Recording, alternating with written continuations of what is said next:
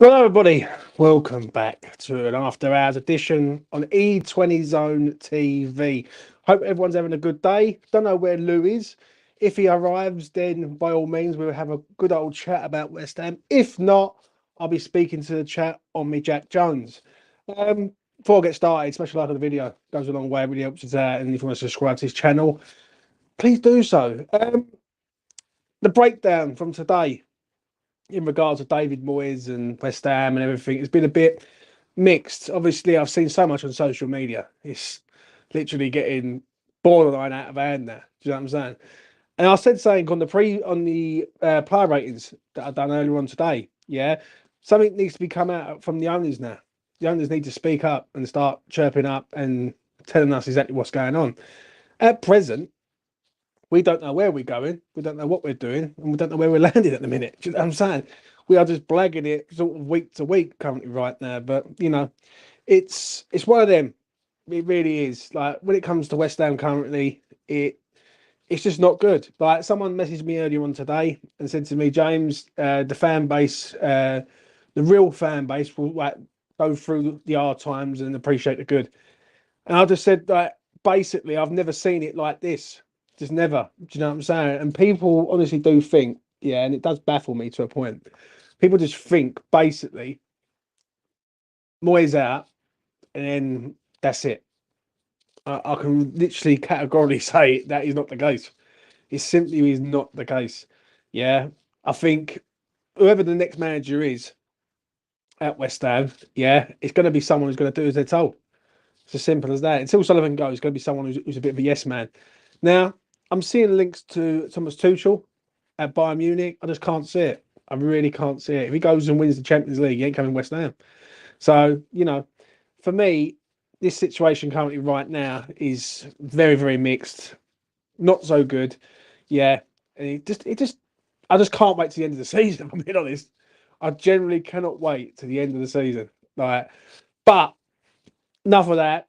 Put your questions in the chat. Yeah, it's going to be like a little Q&A sesh. If Lou turns up, then great. If he don't, then no problems at all. I've spoke to you guys, basically. So, right, where you go. Sullivan is a leopard, will never change his spots, but I agree. He needs to come out with clarity. I agree, mate. Totally agree with you. Exponential. Yeah, I said it earlier on. The time is now to come out and start talking. Yeah. Someone said it the other day, and shout out to Happy Hammerette. I think it was her who said it, yeah? Shout out to her. She turned and said that Sullivan couldn't wait to get on Talk Sport day after Prague to sell Declan Rice. But in this situation, he's sitting on his hands currently. Why is he sitting on his hands? There's a question for you. Yeah? He's sitting on his hands because I generally think he wants to keep Moyes here. I actually think it's Moyes who's thinking about making a move and getting out of the LS and getting out of East London. Yeah, and that's no joke, right? People think he ain't been offered a new contract. This is David Sullivan, mate. Sullivan would have probably offered him a contract, yeah, to a point, but Sullivan will be happily to keep this geezer here. Yeah, that's just a fact.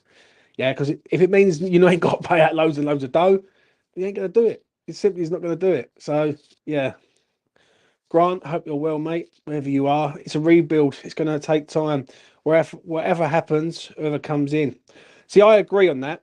I generally agree on that. Yeah, I think next season, people's expectations of West Ham have to be sort of like a transitional season, so to speak.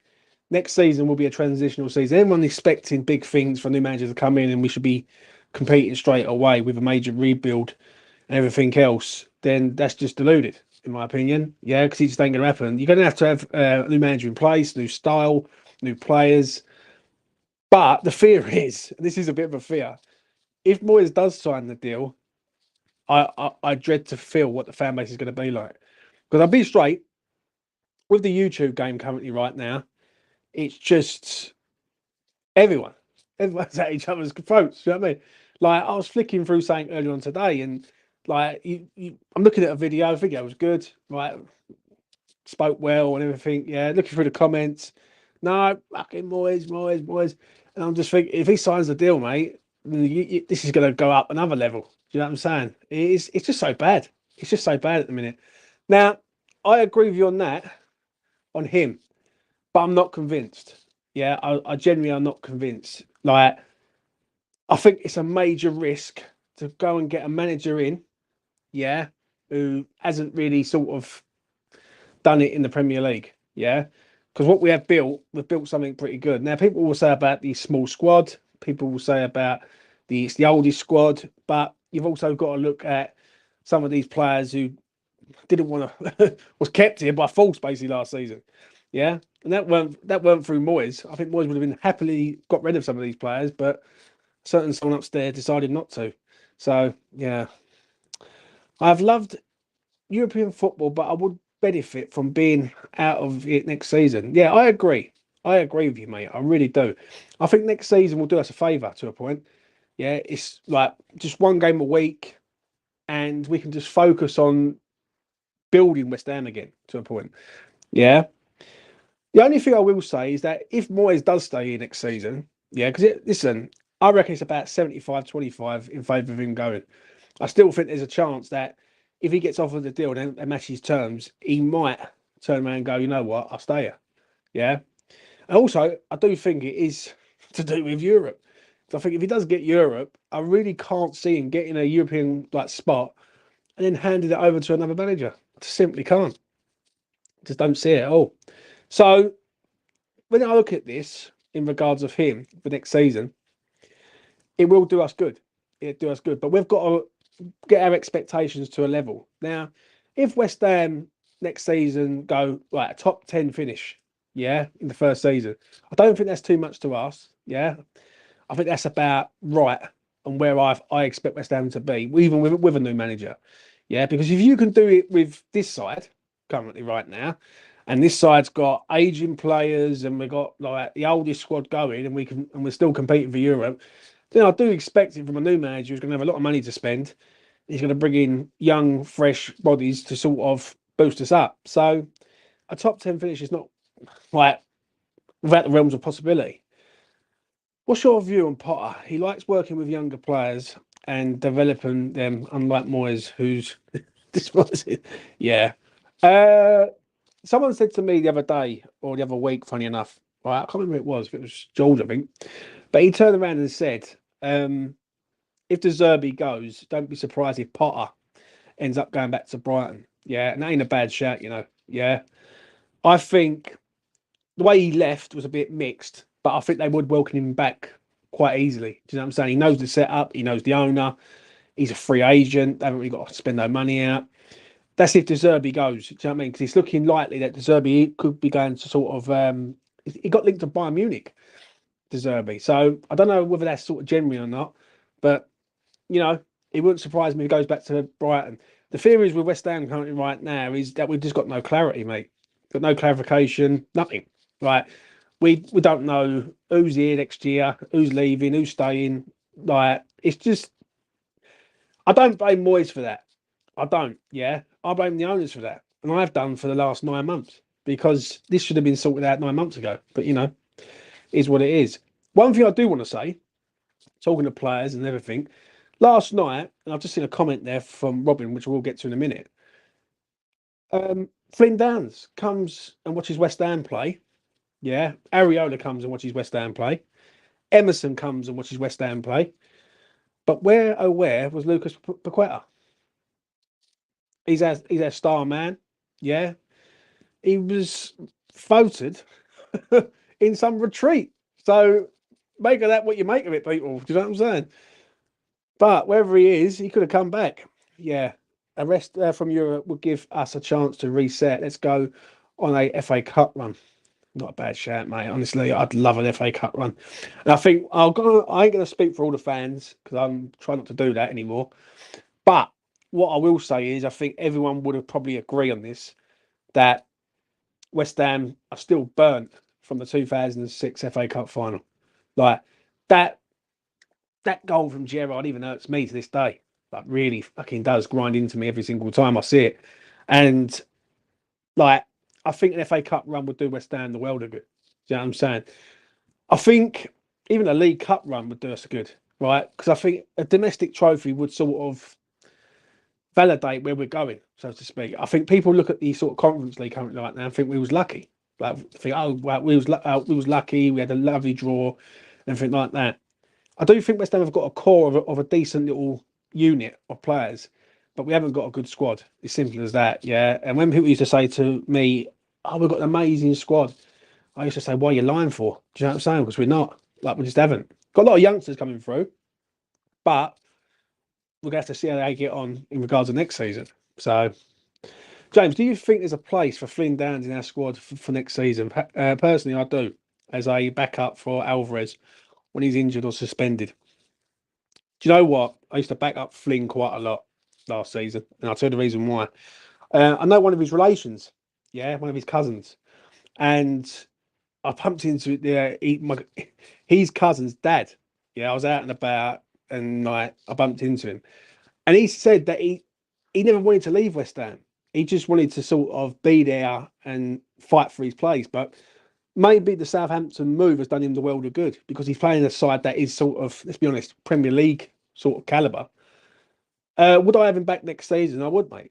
I simply would. Like, I don't think he's that bad, and I think for what we would go and pay out for another player, I think he's a good alternative. Now, what do you do with the youngsters? What do you do with the likes of George Urphy's and people like that, like midfielders who are coming up through the ranks? Now, personally, for me, I want to see West Ham go out and get a couple of loans in regards to players going out on loan.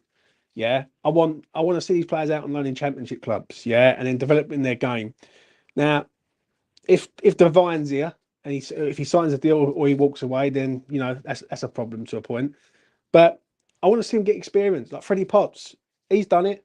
He's gone out. He's gone to Wickham. He's done a pretty good job there. Yeah, I think the next step is the Championship, and then you build them up. Now, Potts wouldn't even be a bad shout to come back and be sort of like a backup player, so to speak. Do you know what I'm saying? But I respect anyone who goes out on loan and learns their trade. So I would have Flynn back in, man. I would. Right, let's get to this one. The Moyes out ultras won't give the new manager time. Expectations have risen, and who has created that? Moyes. Good question. I think I will give him time, mate. I think what it is, I think we're a lot. And listen, I've had enough of like Moyes in, Moyes out to last me a fucking lifetime. I'm not even going to lie on it. Yeah, but one thing I will say is that I think they just want West Ham to reset and go back again. I'd see something earlier on Twitter, and it does really grind into me. Yeah, when people say like West Ham, we care about the style of play. If win or lose, well, as long as we look good, and if we get Europe, it's a bonus. The problem is now that that's completely gone now. Right, as fans, as supporters, when you've seen what we've seen over the last 3 years, and not only that, people who's actually gone away to Seville, away to Lyon, you know what I mean? Prague, like Frankfurt, all these places, yeah, and witnessed some really good nights and really bad nights sometimes. They want to do that all again, mate. Yeah, and listen, you can accept one season out of Europe, you can, yeah, but if West Ham might not get in Europe for another 5 years. Do you know what I'm saying? So I think what it is, our expectations have to be a standard now to say, you know what, top 10 is the bare minimum. Yeah, we've got a 65,000 seat stadium. We're one of the biggest clubs in London. Yeah, we've got an incredible youth setup. We've got a decent 11. Yeah, but I think that the 11 needs to be improved quite a lot, if I'm being honest. I think people do overhype the 11. I think the front three is very, very good. I think when I look at West Ham current right now, I think we're about 4 windows away from being a really, really good side. Like 4 proper windows. So that's basically 2 years. I think, and with Steidten, he's got to be out there in the summer and bagging players left, right, and centre. Do you know what I'm saying? And then if the new manager comes in, he's got to hit the ground running fast. Because if he doesn't, and West Ham, argument's sake, spend 150 million, yeah, in the summer window, right? If West Ham finish 14, people will moan. People will moan. People will say, well, you spent 150 million and you're not even anywhere near competing. Do you know what I'm saying? So it's catch-22 at the minute. It really is. If Celtic lose the league and dismiss Rodgers, I can see Moyes moving back to Scotland. Wouldn't surprise me, mate. It wouldn't surprise me. This is why, Mark, I do feel that the owners of the club need to come out and make a statement. They really do. So everyone just knows. Like, do you know what I'm saying? But yet again, right? People keep blaming it on Moyes. This is the thing, yeah. They're missing the point. And I try and say the point, and they look at me like I'm a fucking idiot, right? But the point is a man upstairs who's desperate to keep him at the club. Desperate. He don't want to go out and invest in a new manager. I don't care what anyone says. Yeah, he'd be quite happy to offer Moyes a new contract and hope he stays. I just think the fan heat on Moyes has got to a level now where it's got back to him to a point, and maybe he's thinking to himself, "I've done 4 years here. What more can I do? I might as well make a move and let them crack on," sort of thing. Do you know what I'm saying? So for me, the next manager is going to have to equal what Moyes has done. He's going to have to do it pretty sharpish. Yeah, you can't say, "Oh well, like Moyes left him in the shit," because he's still got some decent players here, and he's going to have a lot of money to spend. So yeah, that's what Tim Stein has come in for, to find the right man to manage us. What do you think, James? Trust we end up with a German coach because of Stein, in my opinion. It wouldn't surprise me, mate. It wouldn't surprise me, Dan, if we do end up with a German coach. Right, I was speaking to someone the other week, funny enough, and he mentioned, like, he just read off names, basically, of managers who's currently out of work. Some of the names, like Ralph Hasenhüttl, the ex-Southampton manager. You got, like, some of the names that were getting branded about. Well, obviously Mourinho got mentioned and all. And then I see the link literally the next day of Mourinho, right? If Mourinho comes to West Ham, it'd be chaos, mate. It'd be literally chaos. But it just wouldn't surprise me with this club. Yeah. I want to see someone younger. I want to see someone who's looking to sort of go on to be the best, so to speak. Like, I want someone to learn their, like, basically, I don't want to say this like in the wrong way, but I want West Ham to be like a stepping stone for them to go on to be an amazing manager somewhere else at an elite club. I don't want a has-been, mate. That's one thing I don't. I don't want someone who's done their time in London somewhere, failed, and they're coming back to sort of just have a job. Do you know what I'm saying? I want someone to learn their game here at West Ham and basically develop us into a team that could be a really phenomenal force.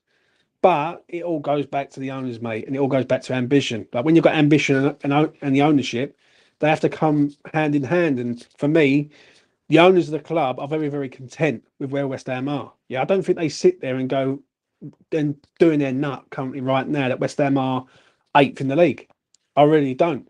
I think they would do their nut a lot more if West Ham was 17th in the league, a hell of a lot more. So when you've got content owners, then you've got a problem. So yeah, let's have a look. What I missed. Do you think?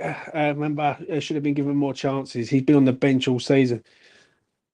Slightly, but is he good enough right now? That's the $1 million question. Yeah. Now, I always say this. I've said this for a few years. I said it on other channels. I said it on this one. For me, the young players need to go out and learn their game. Yeah. Freddie Potts has done it. Many other players have done it. I remember back in the day, Jermaine Defoe went to Bournemouth. Yeah. And everyone raved about Jermaine Defoe back in the day. In the early 2000s, he was like the big thing. Do you know what I'm saying? He went to Bournemouth and he scored like something like 30 goals. Like 30 goals in a season for Bournemouth. Yeah.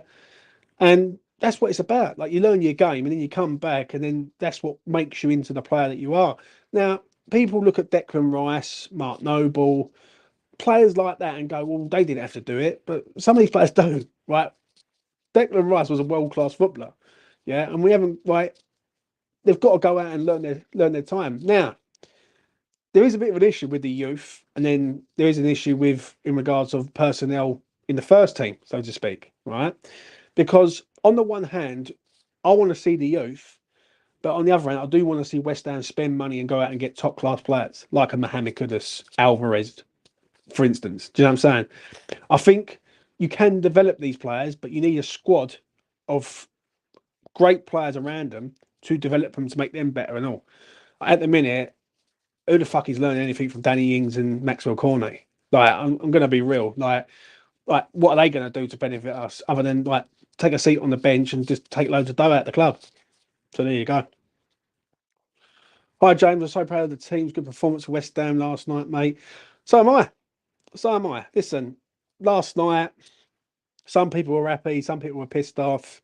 For me, it was bittersweet for me. Like, obviously, last week in Leverkusen was a choker to a point to get done right at the end. But I thought we'd done all right in Leverkusen. I'm not going to lie.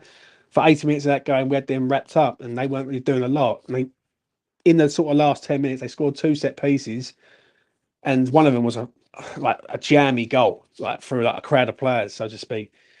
Last night, that's the best West Ham I've ever seen in sort of, you know, first half performance under David Moyes ever, hands down.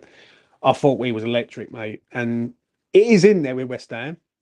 It's just not in there consistent enough. Like if we could get that on a consistent basis, we'd be a top four side. Simple as that. The problem is that we threw everything at it and we just didn't have enough. Listen, they are a good side. As I said last night, they're a good outfit. They know what they're doing. They've got a very, very good manager. And we're just not on that level at the minute. Simply just not on that level. So it's going to take time. Yeah. And I hope people have got patience in regards to things.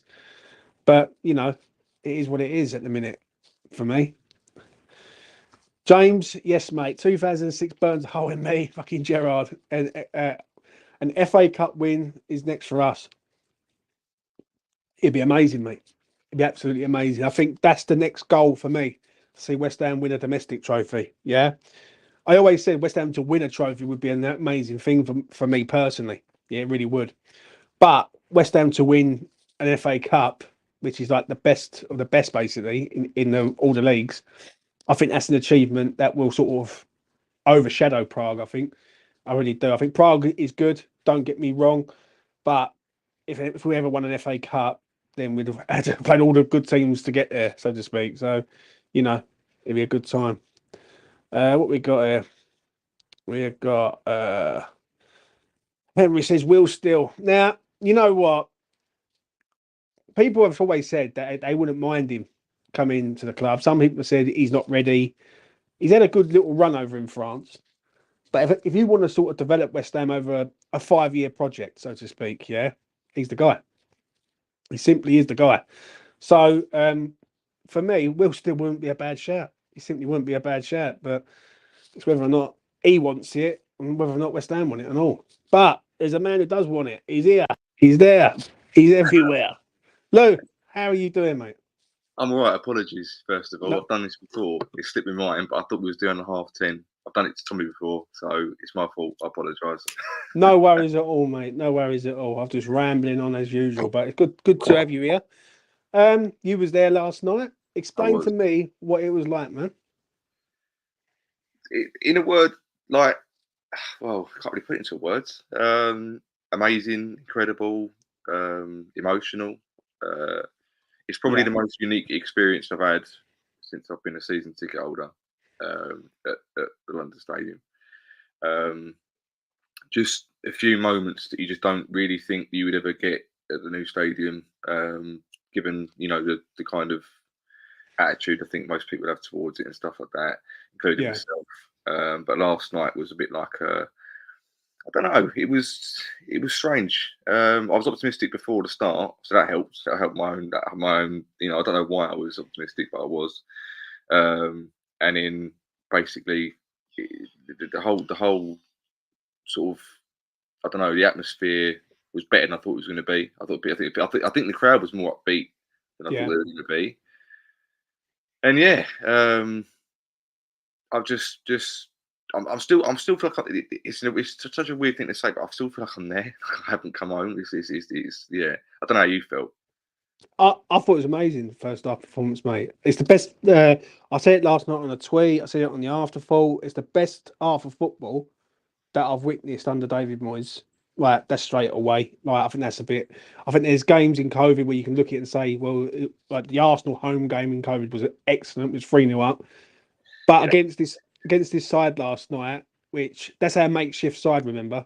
That's not our full strength team. We've got no Paqueta, no Emerson, no Mavropanos. And it proved to me that they do play for the manager. I know people don't like to say that, but they did. They threw everything at it. Literally, they threw their heart, their soul. That was the West Ham way last night. Yeah, in that first half, that was the proper West Ham way. And when I was watching it, I was thinking to myself, are we seeing something of the future? Like, because it was something that I'd never seen West Ham do, like that pressing, that intense pressing, like the way they just fucking bulldozed Leverkusen like they was nothing, and better finishing on the day, a better referee on the day. I think we turned that team over. Yeah, obviously the game last week was a killer, but you've got to look at last night's game. And I thought, am I seeing something that I've never seen at West Ham before? Like, because I've never seen that before. Like, I never see us fucking literally go through that team like they was just have no fear. Knife through butter. Yeah, yeah, it was mad. What Yeah, did you make? What you saying though? yeah. I'm not. As people might know, I'm one of the you'd class me as a Moyes out guy. But my attitude last night was I'm not out of any. I'm not like there's no agenda in this last night. It's like I'm behind everyone. I'm behind Moyes. I'm behind the boys because their backs were against the wall. There was no Emerson. There's no Paqueta, and they are on their game. They are two huge players for us. And I think really last night. James Ward-Prowse was immense, probably his best game. I thought Just he never stopped running. He closed everything down. He done his job brilliantly. But if that was Paqueta, he's the kind of guy that could just slip the odd ball through. If Bowen's making a run or Antonio makes a run or someone, he can spot it. And I think that was the one little thing we were missing last night. For me, the worst thing that happens half time because it sort of our momentum sort of died, if you like, with that. With then it was like. I think 60 minutes we were done. We were knackered. We were out in our asses. But I think, and I've grown up with. I'm a generational West Ham fan. So me granddad's a West Ham fan, dad's a West Ham fan, etc. And they've always said, and I never really believed it when I was younger, but when West Ham aren't expected to do anything, they sometimes do something. Yeah. And when you've got Bowen just back from injury, you've got no Areola's who's kept us in a lot of games this season. Even though Fabianski stepped up to it, but Areola's been the sort of more permanent keeper, if you like. And then you've got no Emerson, who's our best left back at the club. No Paqueta. There's just the whole attitude and thing. Sometimes you go right. We've got like there's nothing. We've got nothing to lose. So let's just everyone battle down. The atmosphere helps. Don't get me wrong. Like from the minute. Everyone was outside the ground. You could hear the singing, and the players fed off that atmosphere. Don't get me wrong; they had the support of the backing and stuff. But it was just. I think a lot of it comes down to it was kind of weird because I think other people saying that obviously that you've got Leverkusen's record of they want to stay unbeaten, and if Bowen scores to go 2-0 up, it's great because we're on level. We're not going out. But then suddenly their mindset changes, going fuck. We've got to score 2 goals here to keep our record going. So basically, they're going to try and knock us out. So in a way, maybe it was like just keeping it at 1-0 throughout the game was kind of a benefit to us because we wouldn't have had to defend back to the wall 2-0 and maybe lost anyway 3-2. I could understand what they done in the second half. I could because they threw everything at it in the first half. They literally threw the kitchen sink and the whole of Stratford at Leverkusen. Yeah. And the second half, when people were saying that they're retreating, they weren't retreating. They knew Leverkusen were going to come forward and try and score and obviously keep that unbeaten record. It's just us. It's just that we just didn't get them chance. If we scored the second goal, then that place would have erupted. I tweeted earlier, I watched the highlights again. I didn't really clock it at the time. I think because where I sit is the opposite end of where we were shooting second half. Yeah. There's a point where Bowen tackles their defender and gets the ball back and then shoots the ball across the goal. I don't know if he's going for a shot or if he's going to just drill it across. There's 3 players. There's Antonio, Ward-Prowse and Kudus. And if that ball doesn't go straight across and it just cuts back, got 3 players with an opportunity of an open goal. Yeah. And it's little things like that you just look back and you go, you have to take your chances. The Frimpong, the goal they scored was it's annoying to lose like that because it's like a deflected goal and it's like, these things happen. But they're a team recently that have been winning the games, a lot of late goals, and they've won the hard way, if you like, if you get what I mean. So it was the first half, and they all started fighting with each other, and the coaches and the players. It was. There's a lot of people around me going, "Don't fight them, don't get sent off because we need all 11 men on the pitch," sort of thing, which was quite funny. And it was kind of a game of 2 halves. But I think everyone come back from the second half expecting the same sort of impetus. And Xabi Alonso is a great manager because he showed that in the first half when he took off his defender after, he ain't fucking around. Like, if you ain't doing your job, you're coming off. And that possibly saved the game for him because they moulded to the game, if you like. I've got to be honest. When he done that, Mm. I looked at it and I thought, yeah, you know what you're doing, mate. Like you just like like there's levels to a manager, ain't there? Listen, and we do knock Moyes quite a lot with the subs and everything, and rightfully so. There's times where even last night, for instance, like last 5 minutes before the goal went in, get everyone on, just freshen it up and just throw the fucking everything at it to try and get that second goal. Do you know what I'm saying? Yeah. And it was just, and when I look at Alonso, for instance, before I let you sort of land, 30 minutes or 25 minutes, bang, you're off. Do you know what I'm saying? And it's like, I know the geezer had the ump because he went straight down the tunnel, but he's ruthless, and that's what we need. Like, listen, whether Moyes is here or not next season, probably he's not here next season. We need a ruthless manager, someone who's going to not have no shit and basically do things, go against the grain, basically, not the basic 60-minute sub, 75-minute sub, 90-minute sub, man. The only time I've ever known that's happened before, I think to my knowledge, it was at West Ham, actually, ironically. I think Pardew was in the Championship or was in the first season of the Premier League or whatever it was. And he took off Harewood, I think, after about 15 minutes. And you could tell Harewood was like, 15 minutes, why are you taking me off? And he was like, you're not doing your job. You could tell from sideline, Pardew was like, you're not doing what I asked you to do. And that was the only time I've ever known it to happen before. But that's look, fundamentally, right? We were, to my mind, we were really unlucky last night. A lot of things were, just on the thing with the referees. I think people have got to realise something a little bit, and I don't, there's I'm going to blame anyone for being annoyed or moaning throughout the game, but the European competitions are corrupt to a level, right? There's a reason why they're getting decisions after they scored their equalising goal, because you knew there was little chances. They want certain teams to go through. There's definitely an echelon of who's the power club in any sort of situation. Benningham's come out and said it. You can Google these referees, and they've all been like had corruption investigations at some point. But the thing with Europe is that you've got to be clever.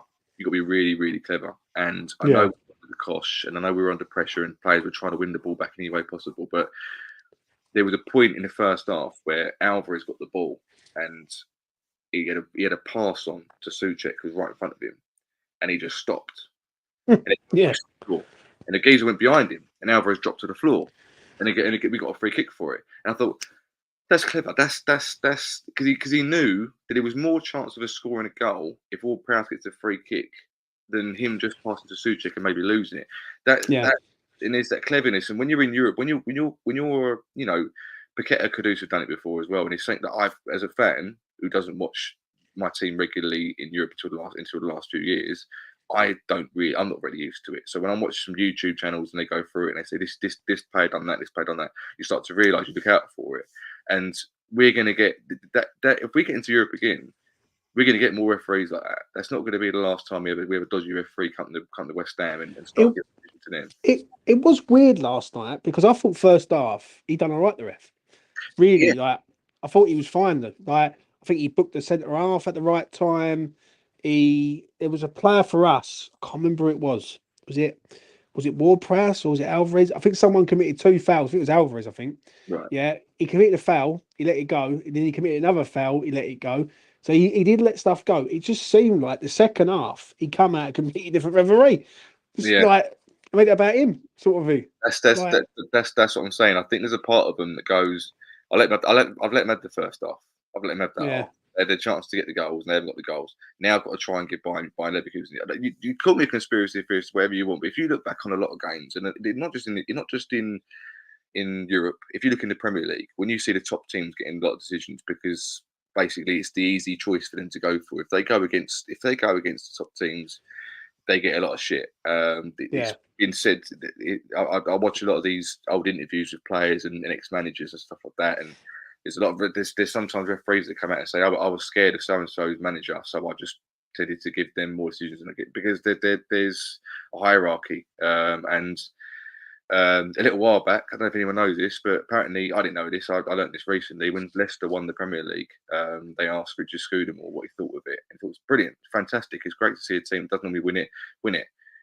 We don't want it happening too much though, because we like, you know, it's nice every now and then, but we don't want it being a recurring theme, if you get what I mean. So basically, he's saying that the top four, and they like to keep it that way, or much of the worst to that effect. And it all goes back to money, mate, and the fan bases. Look at the fan base all around the world. Like if you used to do like America, I use Lucas as an example. Lucas tells me this quite a lot. In America, they only really show the big six. Like it's very rare that you get someone like a Burnley fan or a Bournemouth fan over there. Like they don't hardly show any of them games. Right. And when he's trying to watch West Ham games, obviously he goes with the sort of like DC Irons, I think it is. And he even says like you have to go to these sort of little groups all over America just to watch it. And it's like that's mad, really. And then you got that's Lucas on that side. Then there's people in Australia that I know who say the same thing. It's just like collectives, you know what I'm saying? And it all goes back to sort of big six bias, doesn't it? It's a shame. I mean, I've personally been against the Super League thing that they come about with a few years back. I was dead against it because I thought it would kill football and everything like that. But the more I think about it, especially with the revelation this week that they're going to scrap replays for the FA Cup, and they didn't even tell anyone, you know, anyone below the Premier League if they were, you know, okay with it. They just went ahead and did it. They kind of might as well just do it because they're going to make the Super League, you know, subtly, whether anyone likes it or not. And it's a shame. And I'm a West Ham fan. I'm also a football fan, and there has been a lot of times this season where it's been easy for me to hold my hands up. It's been easy for me to give my ticket up. You know, the odd excuse comes up and I go, do you know what? I can't afford it. Or I ain't got the time or something like that. And I've lost a lot of bit of love for football, especially. And the interesting thing is that when you talk to people who either don't like football or they don't really watch football that much, they go, "Oh, I don't like when that football, they're rolling around, the players faking injuries and that." I'm going, yeah, but you're talking about just the top leagues. If you watch the bottom leagues, that doesn't happen as much. Like they're real. They're the lower leags. And I'm watching. I watched the other day. I was watching. This is just me. I'm not saying everyone else has to do this, but I had the Man City and Crystal Palace game on my laptop, and then I had the Norwich Ipswich game on TV. Great game, yeah. I prefer to watch that game. The Premier League game was on in the background. I watched the other game because it was just there wasn't much difference in quality. Like as in like you didn't look at it like they were you know these players are a level above. It was just I don't know. There's a realness and an authenticness to lower league football. It does feel like to me though, because you are right, yeah. Because I'll go over and watch a lot of like non-league stuff, and I do love the old non-league football, mate. Like they all get stuck in, like it's proper old school stuff, yeah. And when it's pissing and rain, they're all sliding about everywhere. Obviously the referees are still bad. They are still bad, and like I see something the other day at a West Brom game where a player takes a shot. It hits the geezer on the arm, I think it was. I couldn't believe it. It's like it's on the D. You know what I mean? It's nowhere near in the box. And I just feel that like football's dying a little bit in the Premier League. I'm not gonna lie. It just feels like I'm not getting the love for it. Like, and what they're trying to do is they're trying to sort of take the passion out of the game in the Premier League for me with VAR, with like offsides and everything. And like when you score a goal, right, that should be like that's your like pandemonium, that isn't it? That's when you go completely, you lose all sense of like reality. Do you know what I'm saying? And when I look at sort of like the Aguero goal, if you go back sort of 12 years ago to that, when Aguero scored that famous goal, 96th minute or 95th minute, and they end up winning the league. Imagine if that got pulled back for VAR and then they said, "Oh, it's a goal." But do you know what I'm saying? It takes it was the Champions League, wasn't it? That happened a few years back. I think it was Man City, Tottenham, and Sterling scored the last minute goal, and then they chucked it off for offside. But this is the way. The more I think about it, is that you've got you've got the most watched league in the world. Why would you want to slow it down?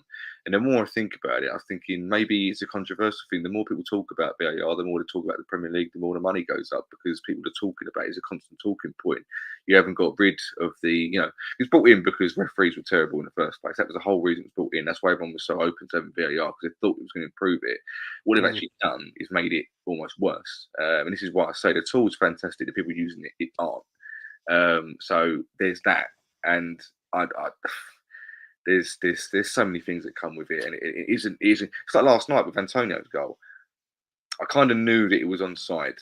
I kind of did, and I thought just go and play it. I thought I'd corner my eye look just to see who was playing it to. And I thought there's nothing. When you just instantly know there's nothing wrong with it, but you think, are they going to spend 5 minutes trying to find what's wrong with it? Because the money's so tight now. They don't want to give. They want to chalk off goals because they're too scared of giving goals because they're worried about the long term effect of that result coming up. It's all trying to get the little indiscretions and try and make a mountain out of molehills and stuff.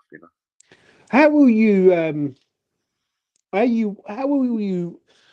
will you remember the European campaign for you, Lou? Obviously, we're out now. It's looking likely that West Ham's going to be touch and go from now to the end of the season. But I'm going, as a betting man that I am, I'm going to say no. I'm going to say we're going to fail. Yeah, I think we're going to fall down to about 9th, 10th. Right. How will you remember the European campaigns under Moyes? Just before I go on to that, very quickly, there was another reason why I just remembered it. Last night was incredible for me because I was obviously. I went to go to the toilet about 20 minutes in, and then I was holding on because the game was so good. Cresswell went down for an injury, got treatment, so I rushed down there as did about 100 other people I think around me. We was all waiting for the same thing.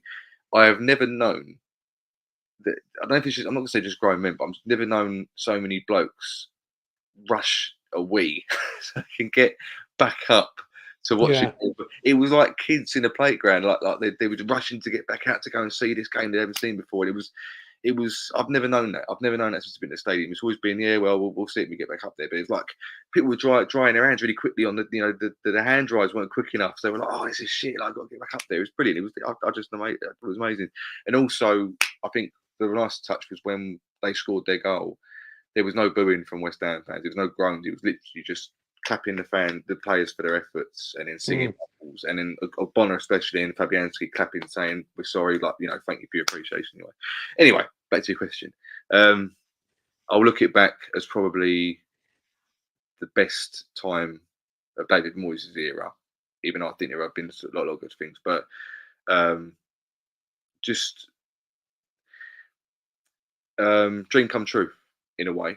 I think I always feel a little bit greedy because I wanted Barcelona in the first Europa League. I think he could, but then obviously Frankfurt beat him, so that was over. And if a miracle did happen, we beat Leverkusen last night. I kind of wanted AC Milan. I wanted to see West Ham play at the San Siro, but obviously that's not going to happen either. But for what it is worth, both times getting knocked out by Astragugu. You kind of think we're just not good at it. We're not good at it in us. And this is the point. And this is the point. I know I've said of Moyes out and stuff like that, but I'm only Moyes out because realistically, really, I get frustrated with him. And I'm an emotional fan. I'm a reactionary fan. And I think we used to be 10 times the team we have been the last 2 years, and that's what frustrates me. But he has won us a trophy.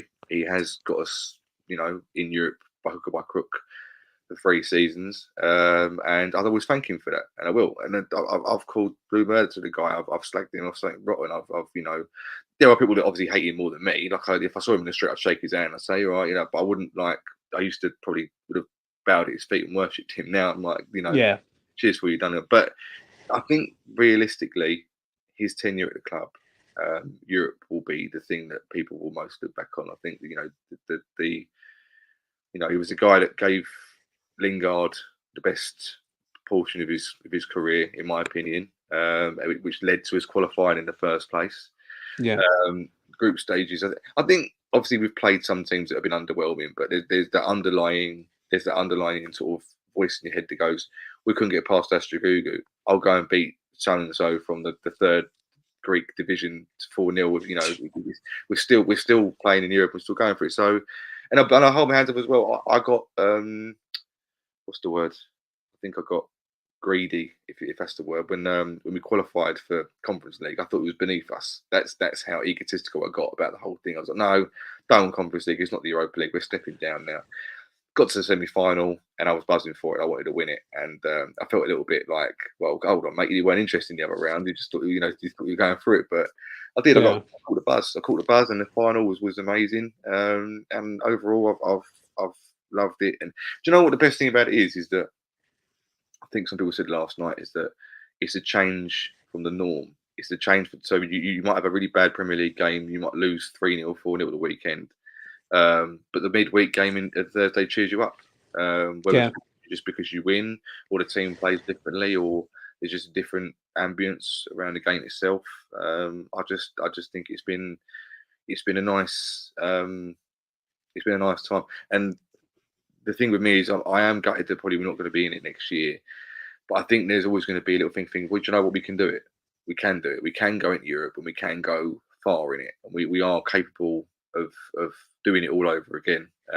We can get better. And maybe we've got to do a Chelsea or a Tottenham or whatever, and just stay out of it for a year, regroup. Set up a bit better, and I don't think it'd do us any harm. I really don't. Like if West Ham right now finished 10th and said, right, you're out of Europe, obviously the Moyes situation needs to be addressed, but that simply just needs to be addressed. Next season we go out and we get, I'm going to say 10 players. Yeah, that's no joke. Like I think West Ham need 10. Yeah, I think they need a lot.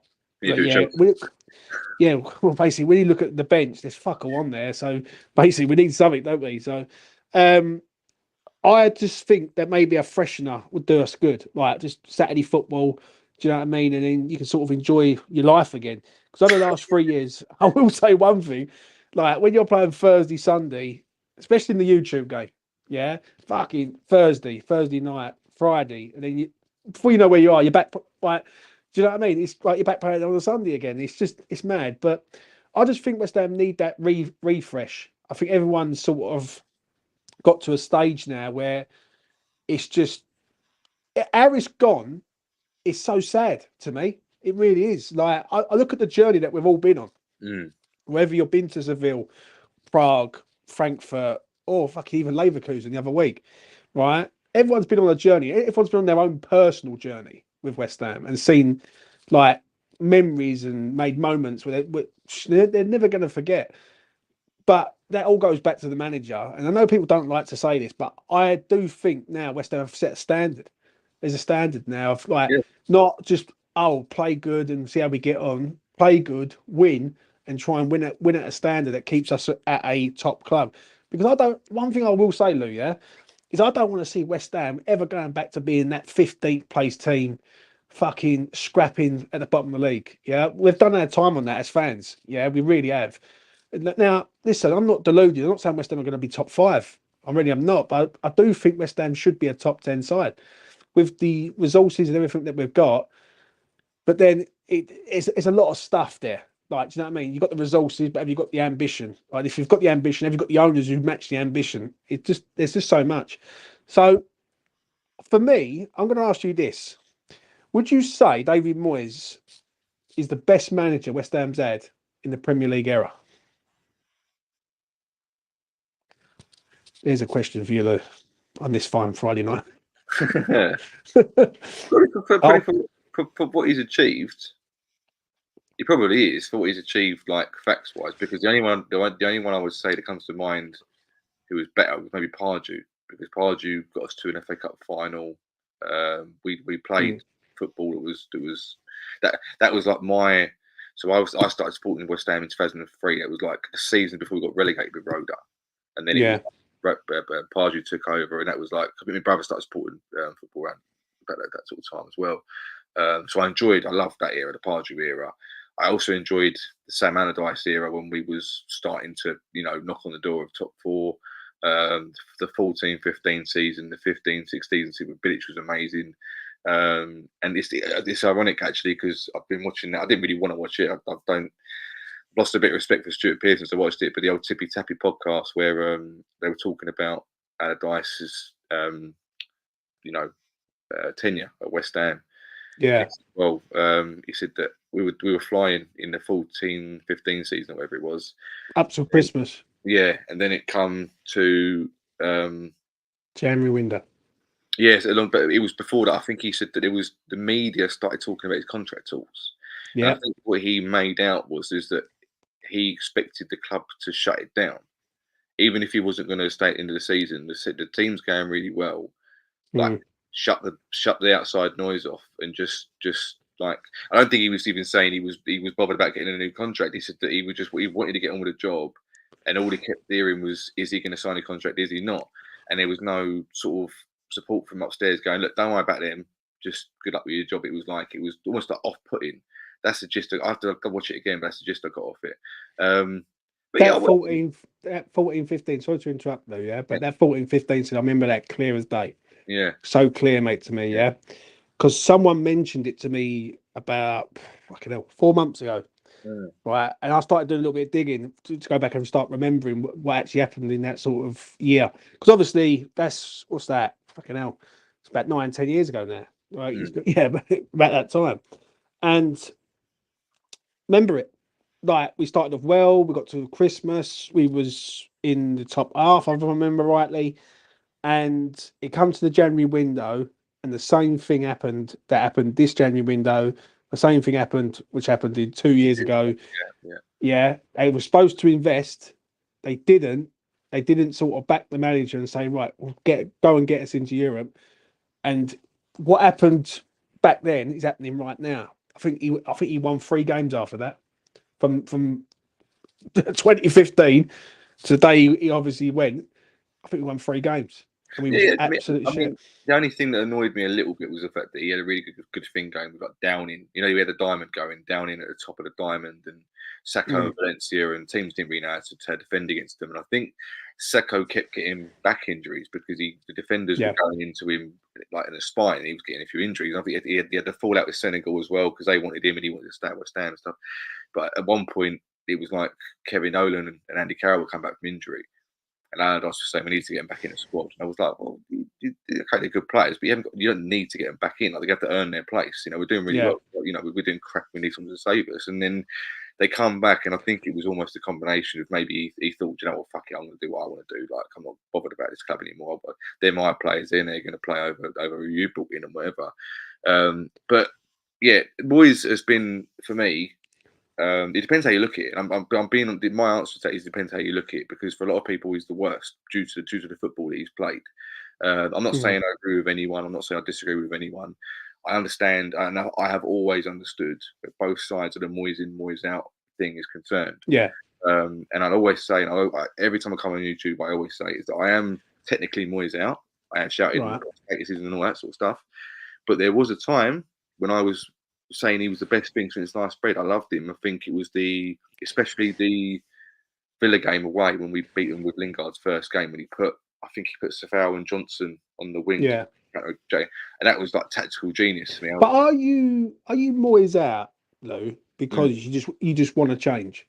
Because that's perfectly fine. Listen, I've got nothing against people, really, right, who go, I just want to change, James, right? I think we've done our time in Moyes. I don't think he can go any higher. Yeah. And what more can he do in the next 3 years? Right? That's perfectly fine. I respect anyone who says that. Yeah, I really do. Right? Because that's a reasonable and respectful way to look at it. Do you know what I mean? Like, you've seen him for a few years. We've done okay. It's time to have a change. Let's see where we go from here, so to speak. I can accept that. But then it goes up another level after that. That it simply just it's gone to a level now where other managers could potentially look at this and think, "What the fuck is there any point us joining West Ham United as a manager?"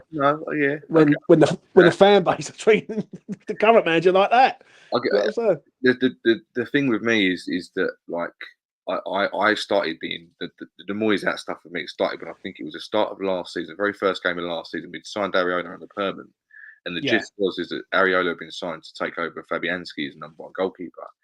And he didn't start Fabianski in the first Premier League game. I thought, okay, this is a bit strange. I don't know why he's doing that. Like he's holding back a little bit. And then for me, the main thing with him is that I think he lets himself down with the way we play football is complete opposite of how we did play during COVID and when we first came through the 21-22 season. Yeah. And it's like he went like he tried to play expansive football, didn't work and whatever, and he's gone so far the other way. Like we're too defensive when we can't defend very well. You can't tactically. The subs are too late. His ethos in interviews is like when we used to win during COVID. He used to come out and say, "Could have played better." I want to see better from that. I thought it was kind of like a good ambition. And then sometimes you get in this season where we lose terribly, and you go, "I thought we were a better team." And I thought, "Come on, mate, this ain't you. This isn't the bloke that I really respected and thingy." So to me, and this is the trouble, we've played very few games we've played pretty like Arsenal at home in the League Cup and stuff like that. I thought it was brilliant. And I think if he showed me, not that I'm someone who's got to impress who am I, I'm just a bloke in the stand and whatever, but I think if he went out and was a bit more like the coach that I admired when I did admire him, I wouldn't be Moyes out. If he was like playing, I don't mind defending football. I don't mind we defend when you need to defend, but be just as good in attack as you are in defence, like we were back when he first started and stuff.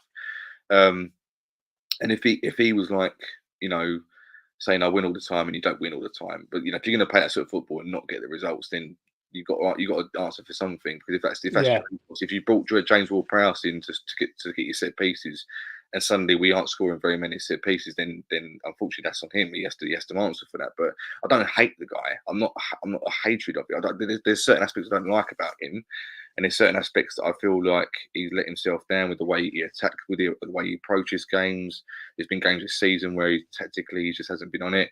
And maybe there's a part of me that I do want to see something fresh. I do. I'm not like a kid like going, I want something new now. I'm bored. That's old. That's an old toy now. I want a new toy now. But I feel like me personally, I think he should have gone for his own sake after we won the Conference League. Because I thought that he ain't going to get any better for you here, mate. You've won us a trophy, for God's sake. Like, you're not going to, unless by some miracle you win us the Europa League or something, or the FA Cup or Carling Cup, or whatever it was, or the League Cup. It's an R one though, isn't it, though, Lou? Like on that opinion, you're bang on, yeah, and I will agree with you 1000%, because a decision had to be made last summer. Like you either back him and say, right, we give him a 1-year extension with the current deal that he's currently got, so he's got 2 years, or you say, right, you're going to let him go. And listen, I'm going to bring it up. I mentioned it earlier, and she's in the chat right now. But Happy Amaret mentioned something the other day, and I thought, you know what, girl, you're fucking absolutely spot on that. Sullivan can come out and sell Declan Rice as fast as anything, but he will not come out and mention anything about Moyes. Not one thing. Well, he goes back and forth, doesn't he? 1 week he's going to keep him, the next minute he's going to go, no, he's not getting a contract. Talk Sport would do it. They were for a little while doing it almost. The next he was going to be our manager for next year, 3-year contract. The next week it was like, right, he's going, so. And like the way it has gone, it ain't just gone with Moyes, because as I always say, Moyes is an employee, he can be changed. But the fan base, mate, like even like everything was to do with YouTube, and I'm going to be honest, right? Because I say how it fucking is on here, right? All this YouTube sort of beefs and fucking like Moyes in, Moyes out, and social media stuff, like it needs to be cut in half now and say, right, he ain't getting sacked, right? He's going to probably leave at the end of the season. People are going to get what they want, right? Including myself. I think a change is probably needed now. Yeah, because I don't think there is anything more the geezer can do. I really don't. I think he's reached a level now where we need someone else who can take us to the next level. Because there's stages in life, whether like with anything, like you get to a level, and then sometimes you can't go any further. You need to go and get another man. It's like, for instance, as an example, Mikel Antonio, been at West Ham for 9 years. In the future, we're going to have to replace him and bring someone in younger, fitter, fresher, who could possibly score more goals than what he has done. Yeah, there's no disrespect on him. You know what I'm saying? So it's amazing at the age of he is to come in and do what he's done since he's come back from injury. I mean, the way he performed, I only saw the first half an hour because I was at work, but the way he was in the away leg against Leverkusen, at that point where he was on his own against 3 defenders in their half and battled and still got the ball and still battled for him. I didn't respect him. I think towards the end of last season when he come out and he I think he was saying things about football's contract or something like that. The Scamacca thing I kind of respected him for, being honest, but a lot of people didn't. But that's up to them, and that's fair enough. But he's a split personality kind of guy. I think you either sort of love him or you don't like him, or he can sort of himself with the foot. And you know when he said a few things, and he's obviously wanting a media career when his career finishes. But bottom line is, when we've needed him, last few months or so, he has turned up and he has been exactly what we needed, and I'll always respect him for that. 34 years old to do what he's done. I know obviously footballers are playing longer and longer nowadays, but for the job he does for this team, for Moyes' setup, especially last night as well, fair play to you, mate. I listen. I couldn't agree more. I'm going to get to that comment shortly, but Mikel Antonio, since he's come back, I remember me and Mitch back in the day used to literally rip him a new one, Antonio, on this channel quite a lot, and I'm going to be honest. I've got to hold a big L on this one. Since he's come back, he's been phenomenal. Been very, very good. Like the goals he scored. We were doing spaces with a few of the lads, and they say, we don't want him to score goals. We want him to do all the donkey work and allow other players to score the goals, right? Yeah, I get that as well. Yeah, right. And I always said I want my striker to score goals. That's what he's there to do. Like he's the vocal point of the side. But yeah, I'm going to give him his flowers, mate. He's done very, very well, so to speak. But this comment here from DeCanio, great name. What is the next level for us? For me, the next level is a consistent top 6. That is it. Like, I don't think West Ham are a top 4 contender unless they go and get rid of the owners, bring in some owners with financial muscle who are ambitious. People will look at Aston Villa. I'll just say this, but then I'll let Lou land on what he wants to say. Aston Villa have got some very rich owners. And if you look at Aston Villa's squad and you look at their wage structure, some of them players, even on the bench, are on a lot of dough, like a hell of a lot of money. And then you look at our bench, it's just nowhere near it. Yeah. So I just think top 6, definitely a top 6 club and a consistent top 6 club. And I think what it is, the word consistency needs to be said quite a lot because we have been consistent over the last few years. I know, like people say about last year and 14th place finish, I get all that.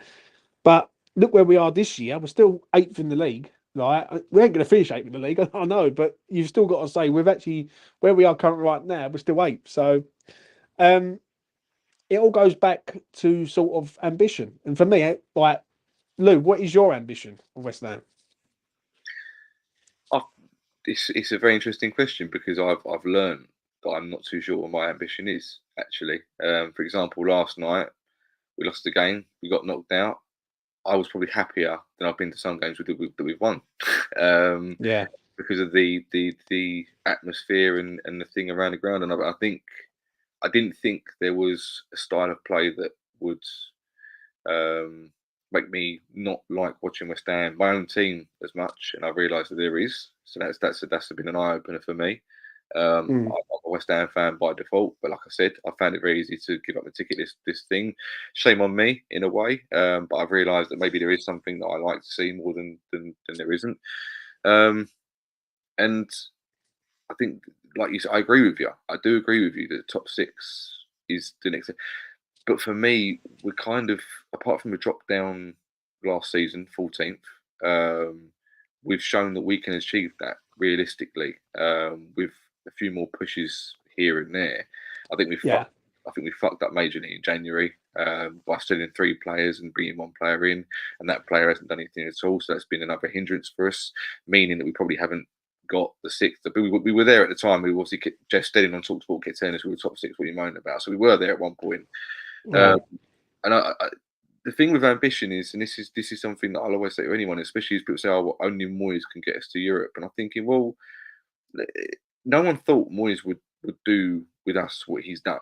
Like if you're going to say who's going to get West Ham into the top 6, you would never say David Moyes because he saved us from relegation once, and people thought maybe he should be kept on and Pellegrini shouldn't be brought in, but you wouldn't say out of all the managers out there that David Moyes would be the one to get us into the top 6, and he has done. And he's got us Europe in 3 seasons for that. So for me, I know that people could say it's owners, and I know you say it's owners, and that's a massive factor in it is very, very right.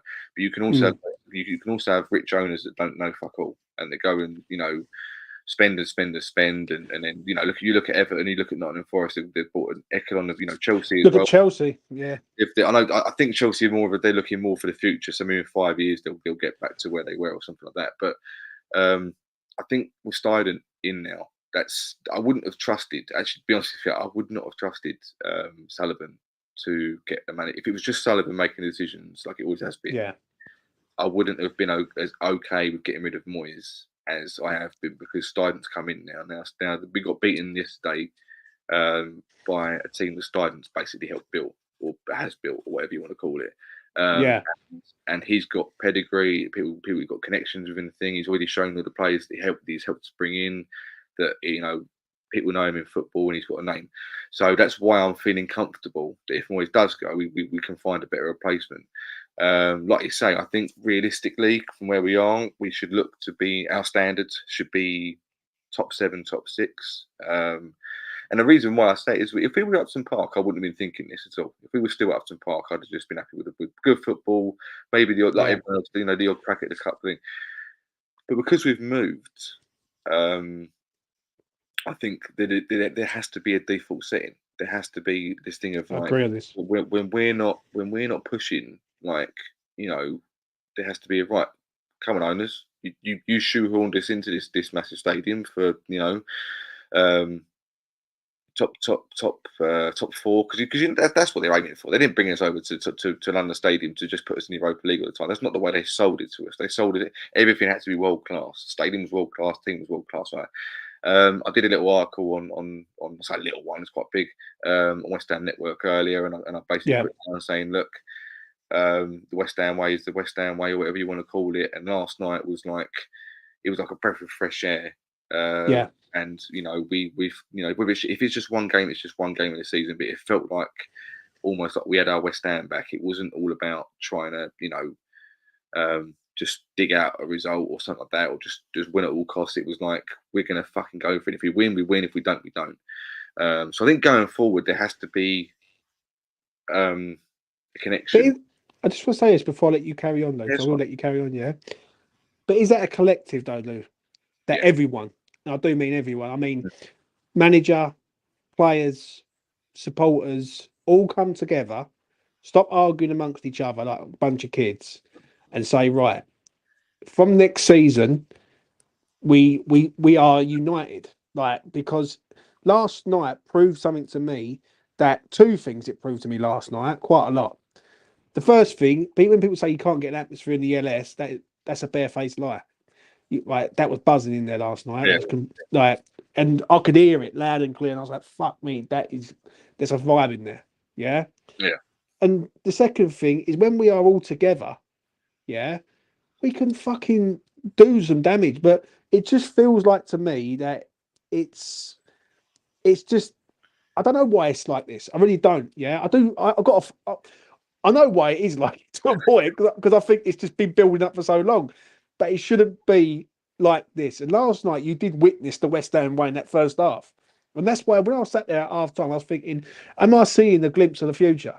Am I seeing something that could possibly be happening consistently in the next 5 years? If we got Steidten here, and we've got his brother here, data analysis geezer, you've got the geezer from Vertebrae and looking at all the fucking data of these players, then in 5 years, are we going to be going up, and the fucking way, basically? Do you know what I'm saying? So I'll let you land on what you were saying, man. No, that you put it in a way that's probably moved on to what I was probably going to end up saying anyway, because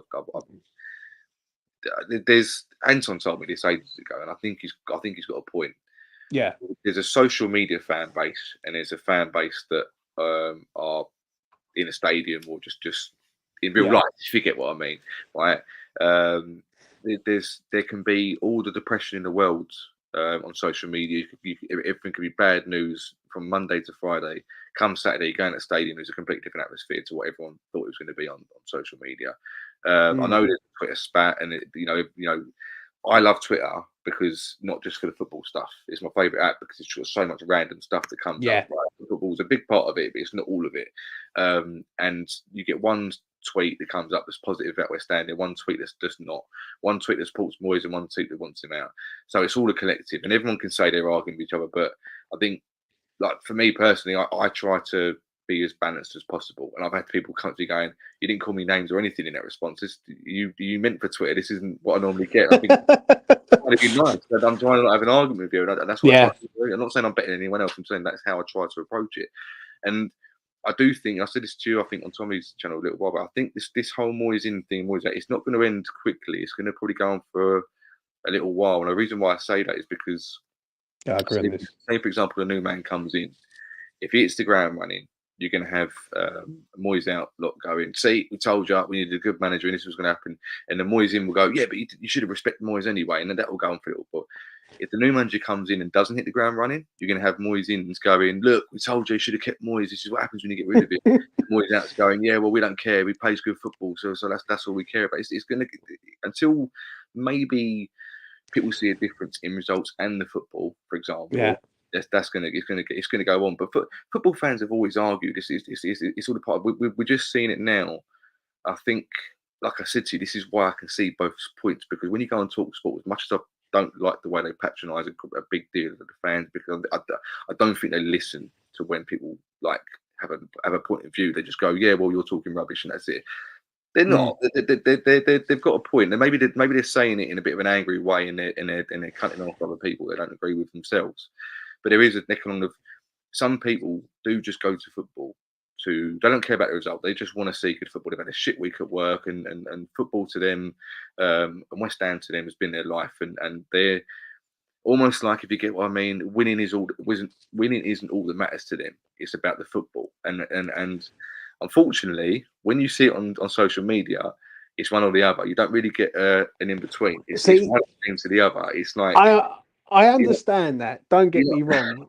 I do. Like, listen, and this is the thing. I don't. When you said it, I was like, saying it for a gritted fucking team. I was like, I've got to say something. Yeah, go for it. But if West Ham lost every week but played good, people would moan eventually.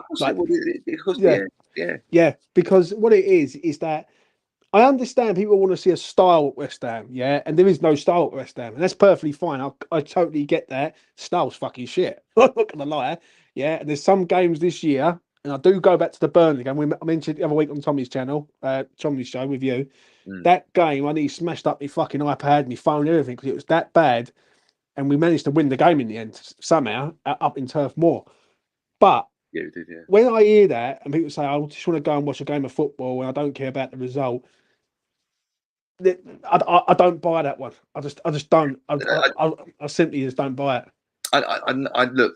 I know where you're coming from, and I know where they're coming from, because there's a level of, and I've said this before. It's another point, but like, if you can't enjoy what you're watching, right, it has an effect on your mood, right? You might say, "Yeah, but we won."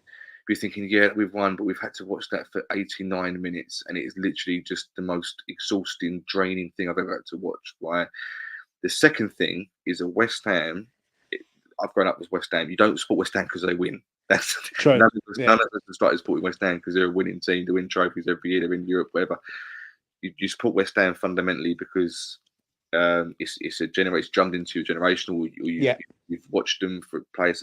We were everyone's second team during the 80s and everything like that, and it's fantastic. But has that changed though, Lou? Has that changed since Stratford?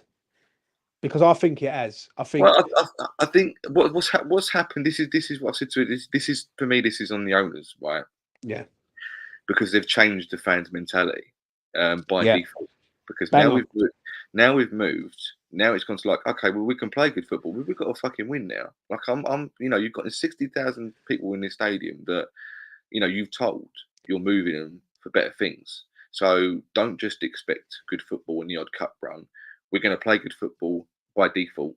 We're going to have cup runs by default, and we're going to have world class players by default, because in a stadium. So, like, the expectation has now grown, and I think what's happened is that like, if we were like a defensive team, like Moyes, like really defensive, and we're just winning by free kicks and all that, there comes a point where you go, do you know what? I don't like the football, but at least we're winning. Like fair play. If you're going to play shit football, at least you are getting results. Fair enough, right? Yeah. And there comes a point where we're thinking, well, you're playing shit football, you're not getting that many results, so something's got to give it, mate. Like you've got to give us something. There's got to be something to pay out for.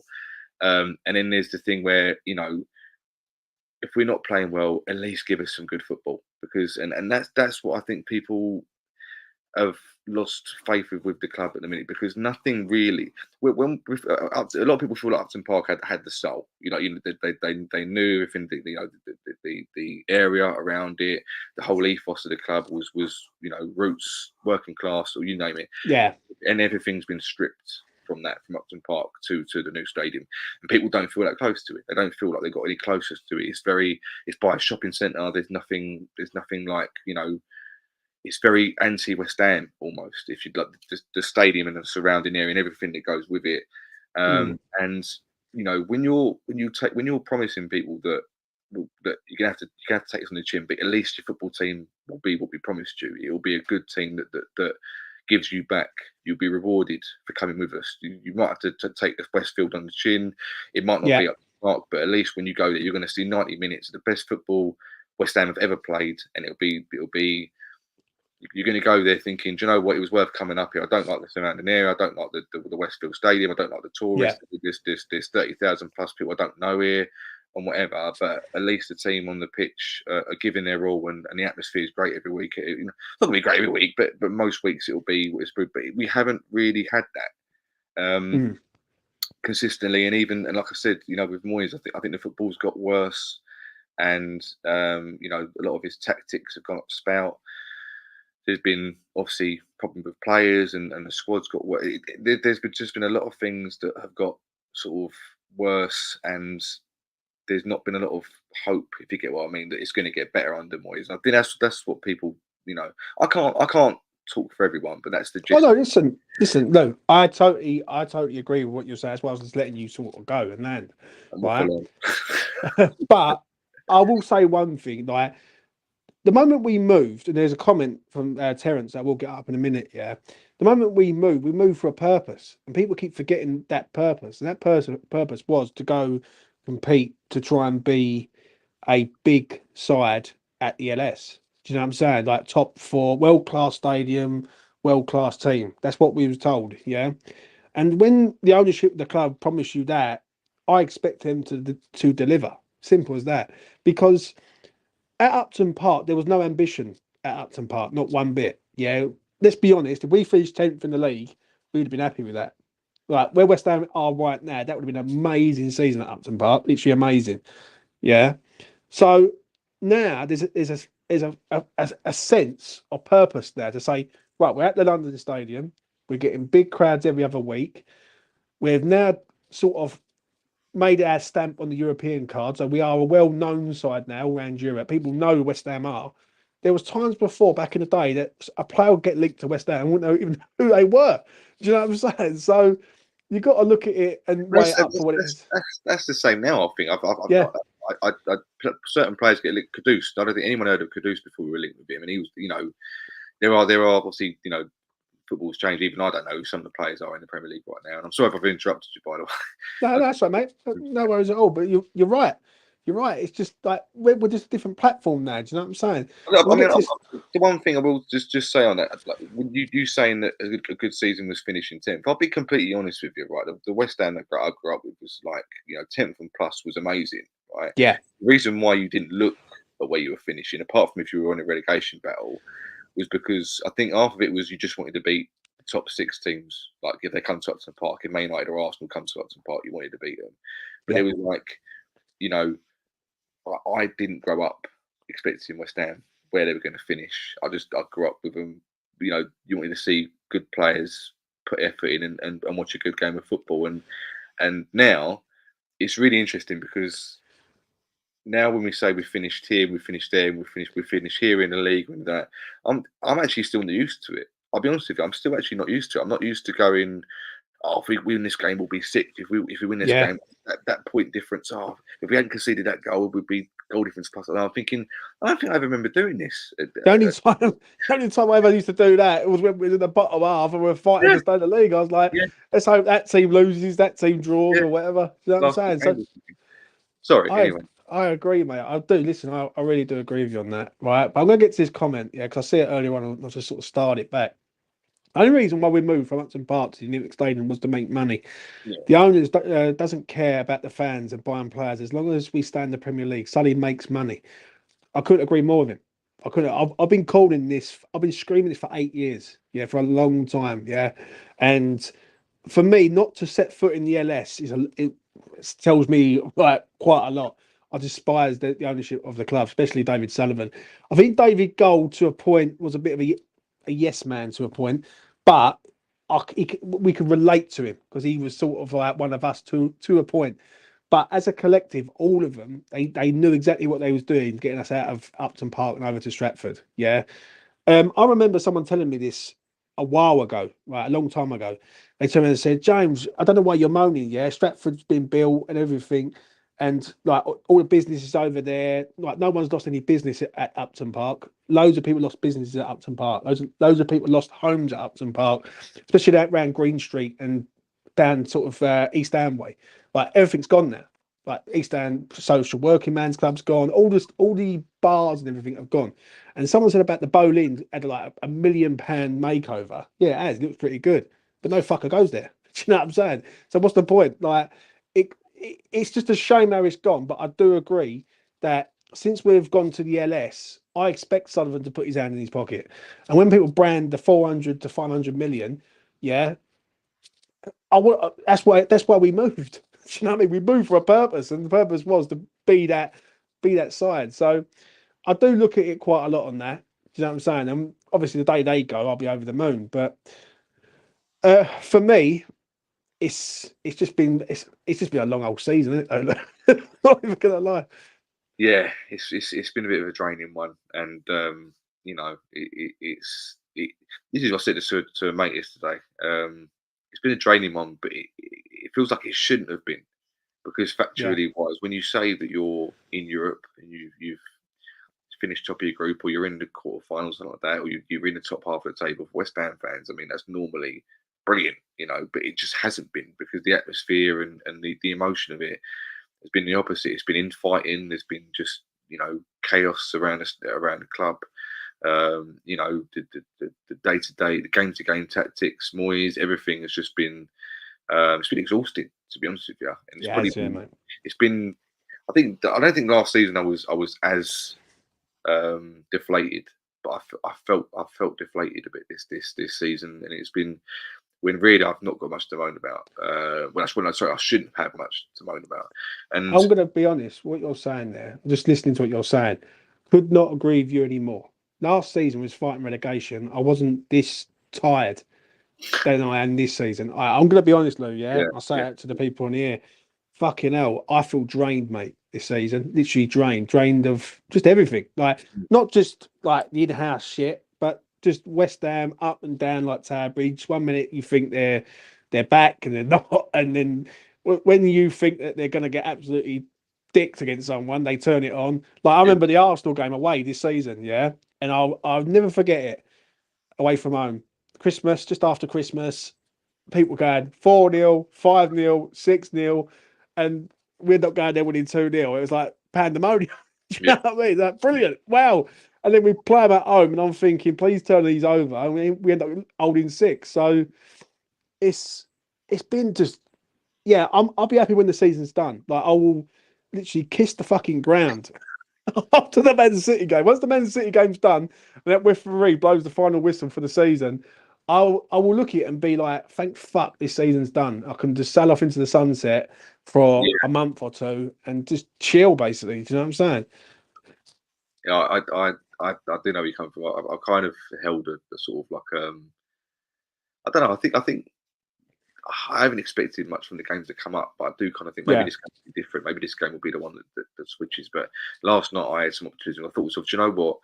I thought to myself when Bowen got up, which I don't agree with him putting pictures of Bowen training, that should have been a bit of more of a shock factor. I think if we'd just seen Bowen in the starting lineup, he would have thrown Leverkusen, he would have thrown everyone else as well. Anyway, when Bowen come back, I thought to myself, don't rush him back because he might still be injured. I thought, hold on, I think Europa League's almost all we've got left for the season. Like, actually, do you know what? Get him in, because if we can get something out of this, then that's some hope for the rest of the season.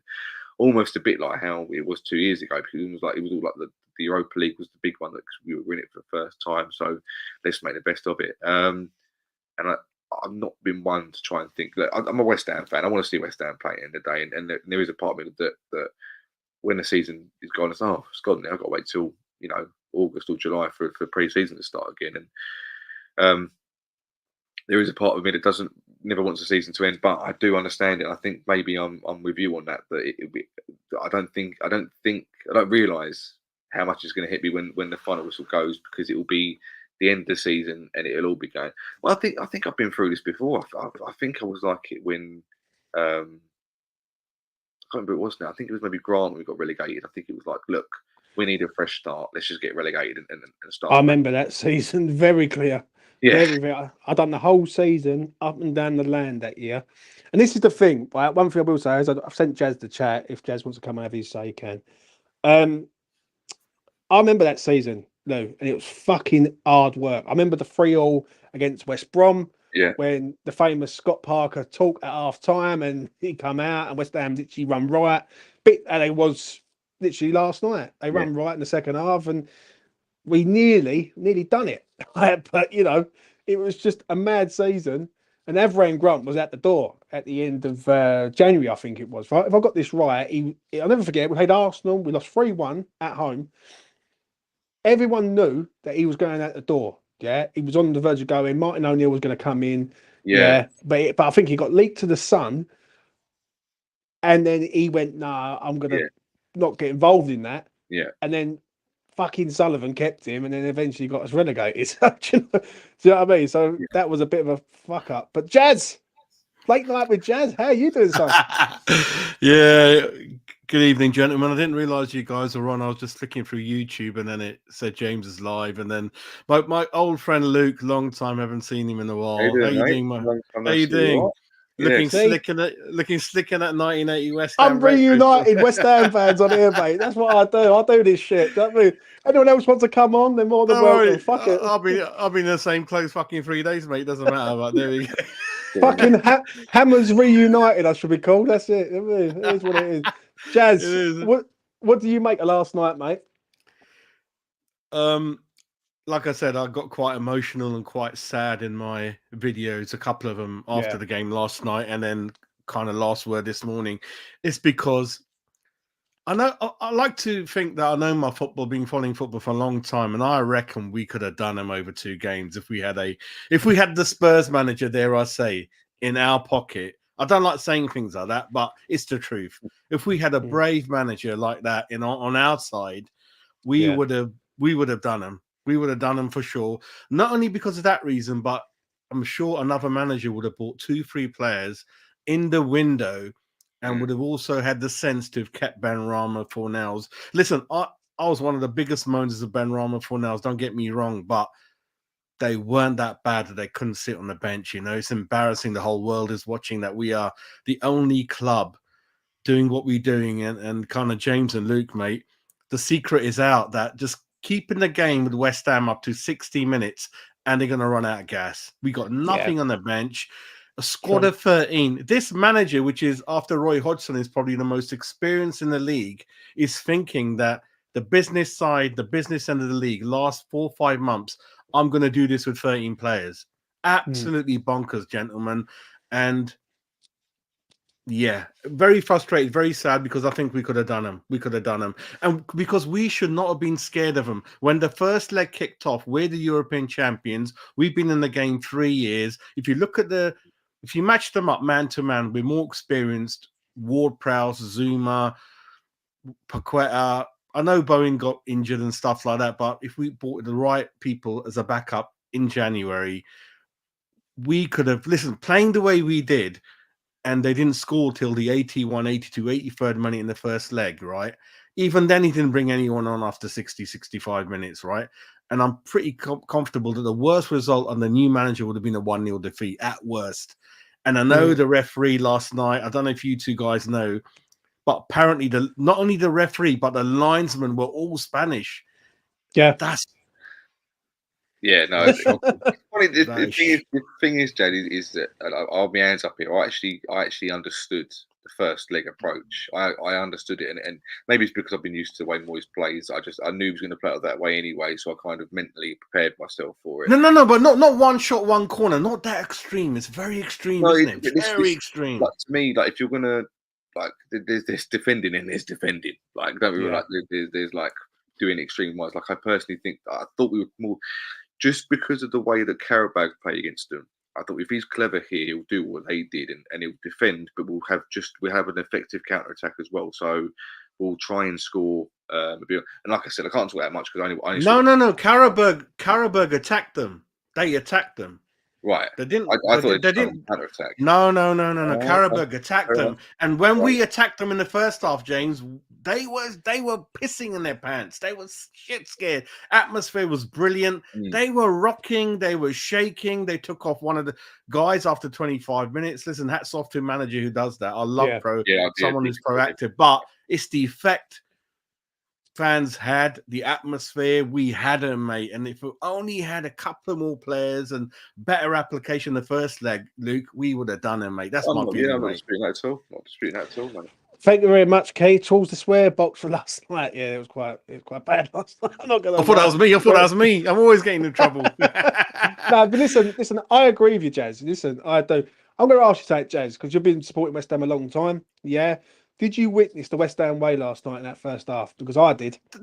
That's all we wanted. And that does not mean that we have a right to win every game. I've never said that. All this talk sport, even this morning they're at it. It's not about that. It's about the application, attacking football, one-touch football, and leaving it all out there, tackling, harassing. That's all we want. And you saw the fans last night. Every single one stood up and applauded all of them. Yeah. That proves to TalkSport, BBC Match of the Day, it's not about winning. We're not there. How dare West Ham, not being relegated 10 years, give yourselves an applause? How dare they say things like that to us? So, James, that's what it was, right? That's why I got emotional last night, because I had a ticket. I gave it to my son's friend at university.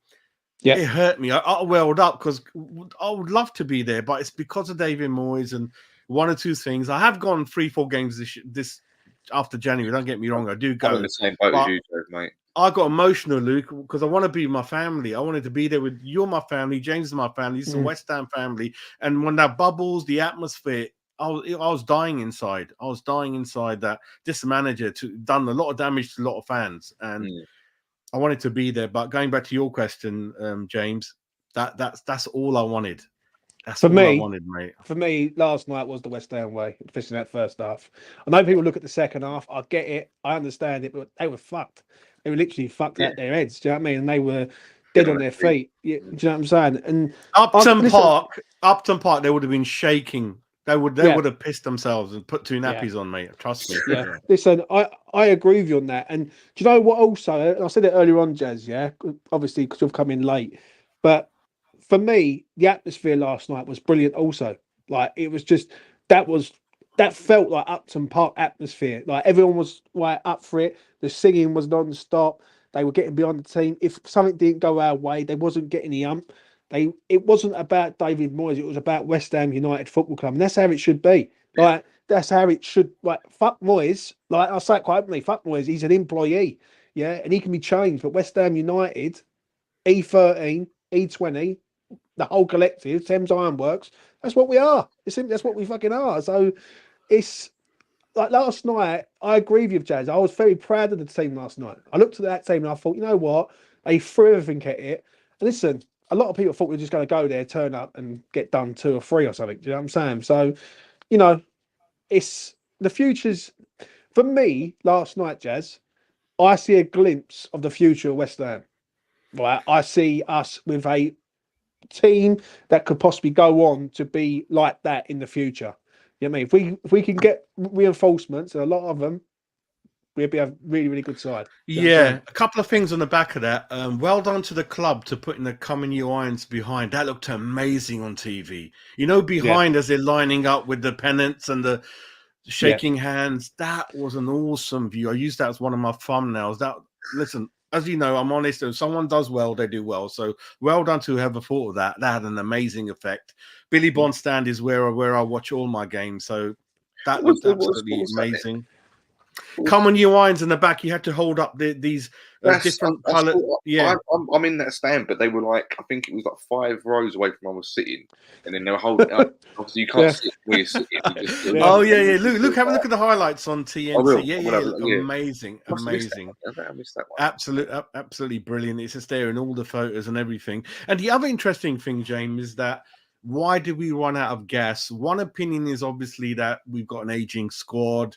A lot of people unfit. The other interesting thing, James, was that we're not used to playing like this. We just pressed, and so the way you are built athletically, I'm not a professional athlete by any imagination, as you know, but that's another interesting thought. Someone was saying that we're not used to playing in this way, and that's why we ran out of gas. We used to just holding. I don't know. You guys might play more football after you guys left school than me. Yeah. Oh, sorry. No, go on, Lou. Take it away. I said to James earlier that I know that obviously, he got booked, and I think something's happened with him recently with the fans and the way he's playing. It's definitely set up with Paqueta. I don't know what it is, but better people than me will know. But last night was sort of crying out for him a little bit because for his creativity, because obviously James Ward-Prowse couldn't ask for any more of what Prowse done. He ran around, he done his job fantastically. But there was no one really, because we scored the goal from Bowen just pinging it in the box, just thinking, right, fuck it, I'm going to put it in the box, and Antonio scored. But we were missing because Creswell doesn't get forward like Emerson does, and Paqueta sees a ball. Whether he tries to do the Hollywood ball every time he gets the ball, and it's frustrating and whatever. But when you've got him in that position where we were in the first half, we was all over him. You needed someone to go, right, someone make a run, and I'll ping the ball over the top of the defenders, and you can run on. Antonio was trying to do like Kudus was trying to do. And I think last night, that is kind of the one game where you're thinking, do you know what? Maybe we've gone at this game a bit heavier because we need to score 2 goals. We need to get that back, and that was the ethos. But there's a part of me thinking, like you said, we've been in Europe like 3 years now. Like 3 years, Only semi-final, we've made a final. We should know kind of. This is what I said about the referee as well. Is that the dodgy referees are part of Europe. You have to be clever around them. Like you have to be cleaner than clean when making tackles. You have to be not stupid and going into it. But anyway, that was kind of thinking. There was a part. I don't know if anyone's seen it in highlights. I didn't see it very well because I was on the other end of the ground when Bowen tackled the defender and then put the ball across like one of the last minutes of the game. There's 3 West Ham players with an open goal if the ball goes in front of them. And it's little moments like that a reason why you do, like their deflected goal is the reason why we went out in the end, because it's deflection. He's taken a shot, he's come off someone and gone in. And when you've got a player like Paqueta who done what he done in the final in Prague, which slipped the ball through and Bowen's gone and scored, that's really the one game where you sort of need him, because it's like we need someone to just go, right, out of nowhere, ping a ball in the box and go and score. And obviously Bowen missed his chance as well. So there's a combination of it all. But I just thought last night, thinking, you don't think of it during the game because we were playing so well. It was like we didn't need Emerson, we didn't need Paqueta because we were playing that well. It was like, fuck it, like these boys are turning up. But there's a point where after the game you start thinking about him, or you're thinking, do you know what? If we had that creative spark, maybe we would have been different. But it's all if buts and maybes, of course. I think, Luke, we've been very inconsistent in the way we set up. I mean, you saw what we did at Fulham literally days before this. It's a different team. How the hell can you do that? And then we've got Palace on Sunday, and we're all thinking, are they going to turn up? Are they not? After Agard went off, the back 4, back 5, that average age was embarrassing, right? After Agard went off, those guys are in there like my age and my fucking parents' age, and that shouldn't be the case when Moyes has been in 4-5. And then going back to your thing, Luke, is like, if somehow we could put a prolific striker, a Danny Ings earlier on, he could finish one of them. And going back to Antonio, I'm not going to ask for any more. I have a go at him all the time, as you guys know. But with Antonio, he scored a great goal, but at the same time, he misses so many as well, as you know. Out of every 10 games, he has one like last night, but in between, as you know, Antonio is he misses a lot. So Luke, you're absolutely right. We should have been 2-0 up at halftime. We should have been. I think we should have been with I'm not, but personally, I know what you mean because Antonio is very hot and cold as a player. He's very sort of hit and miss, and he doesn't know what he's going to do for the next thing. Now the defender's going to know what he's going to do. That's the classic with him. That's just the thing of it. But personally, I don't know how you feel because I've not heard obviously your opinion on any of this. I'm just full of respect for him at the minute. I think for the age he is to come in, be relied upon like Moyes relies on him, and having to play the system that he does. For the last few games, he's just. It's almost as if someone knows they were close to retirement. It's thinking, I'm going to go out on a hot streak. I'm going to go out in the best form. I think he knows, Lou. I think he deep down knows that this season might be the last. The other thing as well, I think if people said it before, is the fact that he's only starting for West Ham because Moyes is the manager. If a more progressive manager come in, they'd take one look at him and go, "I don't want a player like you up front for me. Like you're not what I'm looking for as a player." And I agree with that. I think he could benefit any manager. I think he's a unique player. I think he's actually quite good. But a lot of managers, they look at someone straight away and go, "No, you're not for me." And Moyes has probably done that with a few strikers who have bought in the past as well. But it's like I think he's done his job.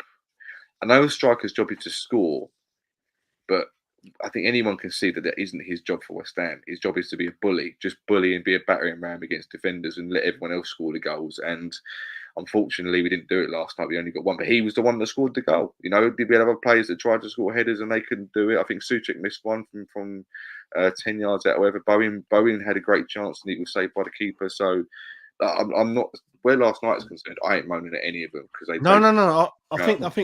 I think the thing with Antonio is, if you asked him honestly, he never wanted to play up front. He did it to help out. And Moyes has just bullied him into it. That's the ultimate truth. And the way I always thought about it was we get someone like Tony Solanke up front, and then the three behind the striker, they battle for it. So Antonio, Bowen, Kudos, whatever, they'll fight for those three places behind the striker. So to be fair to Antonio, but my job on the channel is when I see the lineup and Antonio is our striker, and for a large part of the last 18 months, he's not really done it for me. I've just got to say it the way it is. That's fair enough. No, clean through. Yeah. If you put him clean through with empty, you'll miss it. You'll miss it. But if you put four players hanging on him 45 yards out, he'll fucking score. But you put him clean through. But the truth is, Luke's right. I'm right as well, which means he doesn't want to. He still doesn't want to play up front. But it's the way Moyes has just bullied him into it. Because Antonio on the wing, I think he is coming 33, 34, 35 now. But a year back, he would have been a wonderful winger with Bowen and Kudos, and he's got all of that. Or even a great sub. It's a great sub, isn't it? Like you said. Yeah. I think Ward-Prowse is a great. Soucek's a great sub. These are all great subs because I always look at West Ham as super ambitious. That's why I'm so critical. I want our club to do so well. He's definitely an impact sub for me. Like, definitely. I think, like, as of next season, he has to sort of let his reign come down a bit, and then a centre forward has to come to the club, whether that's Ivan Zoney, Solanke, whoever. Yeah, but there's no shame in that, like, because he's not a bad backup to have. Listen, if our centre forward, like, if that's just for argument's sake, we buy a centre forward, and next season he's out for 2 games with an injury, having Mickey up front is not the be all and end all. Like, it's not like, oh my god, like, it's like we're all going to go mad. Like, we all know. James, I think we all know he can't do 90 minutes. I didn't realise he got that bad, but it's not his fault. You can see it now. He can't do more than 55, 60. It's yesterday was adrenaline. He'll be suffering today. Yeah. He can't. He'll be hurting today. What are you boys saying in regards to Palace? Obviously, we're playing them Sunday, which fucking hell, like, I don't know. Away, innit? Away at the Den. Yeah. What are you saying about Palace on Sunday, Jazz? Do you think we're the most unpredictable team in the league? I don't know, mate. After last night, yes. Do you know something? I got a feeling because Moyes probably knows he's on the way out. We've got 5 games left. The sod is going to play attacking football to get for the rest of the season. Do you know that, don't you, James? Yeah. Do you know that? Do you know that? 100%. He's just gonna throw everything at it, isn't it? Like, I reckon, and then I'm gonna feel sentimental because I'm one of those people in life. James knows better than me. I have a go at someone next day, I feel bad about it. Moyes is like that. I have a go at him in the first leg, then I get a little, oh, Moisey. Why does he always do? Do you know what I mean? One minute I want to throw the glass at his head. Next minute I feel guilty. Why did I do it? Because then he learns his lesson. Either that's a formation. So, but Palace, I when I went on your show, James, I felt out of remaining fixtures I couldn't see us getting more than 3 points, and that was at Luton. Because I couldn't see us getting anything out of Liverpool, Man City, Chelsea, and I couldn't see nothing. So Palace away, mate. Draw at best because they got Elise and 1 or 2 other people in there and new manager and things like that. And one of the old traditional grounds, isn't it, that we're envious of, isn't it? Great atmosphere. We just don't. One thing I will say, we just don't beat Palace. Every time we play a nor do Liverpool, mate. Nor do Liverpool. Yeah. That's what I'm saying. Like, we just don't beat Palace ever. Like, I can't remember the last time we actually beat Palace. Like, in the Premier League, especially like Pyatt, I think, was it? I can't see it. The game after Pyatt was sold, we won 3-0. I think Lanzini at the end and stuff like that. I even remember their big striker. He never used to score. He scored his first goal in 3 years against us. The head of the big guy used to play for Villa Liverpool. Forgot his name now. Still probably there. He's probably still there. But don't forget last night, lads, Bowen wasn't fit. He was not fit. He was 80% fit. 80%. But he's a warrior and he was out there, and that's why I love him. You wouldn't think it would look at him the way he played. He looked like he was fresh as anything. But we know him, don't we? We know him. We know him that he wasn't. He was 80, and he's even as an 80, he's a lion. He's a warrior. But he wasn't 100. We knew that. But he kept going. But I Luton and Palace are the only 2 games, and I'm thinking 3 points or 4. Can we get 4-1, 1 draw at Palace and 3-3 at Luton, and then perhaps 9th, 10th finish? That's what I'm thinking. Because the players are down to the ground, James. There's nothing to. You can't even pick anyone, mate. Maguma ain't gonna come on. Cornet, 86-minute subs here last night. My goodness, come on. I'm going to ask you a couple of things before we wrap up. Yeah, first thing, and I will come back to the Palace thing in a minute. But you just sort of brought something to my attention. Last night you had Ariola at the ground, Flynn Downs at the ground. You had Emerson at the ground. Yeah. But the one man we didn't have at the ground is our top player, so to speak, is Lucas Paqueta. Lou, I asked you first, why wasn't he there? This is what I'm saying. There's something going on with him, because it's not his performances wise and his attitude wise. I don't know what's going on with the club. There's been a lot of talk this week about the Man City interest has amped up in the last week. I know it could be in a rumour, but it's been going about a little bit more than it normally would. I don't know. I don't. There's a part of me maybe think someone's told him to stay away, but then why would you tell him to stay away? Because what's the problem with him coming to the ground? If you've got someone like Flynn Downs, who isn't even really playing for us at the minute, to come and watch, his own team play. I think there's someone else who doesn't play for us who come along to watch as well. I don't think he plays for West Ham. I can't remember who he was now. I think he's a friend of a friend that come of a player. I can't remember who he is now. But there's something going on, because I think against the Fulham game, he really irritated me, because and me. I know.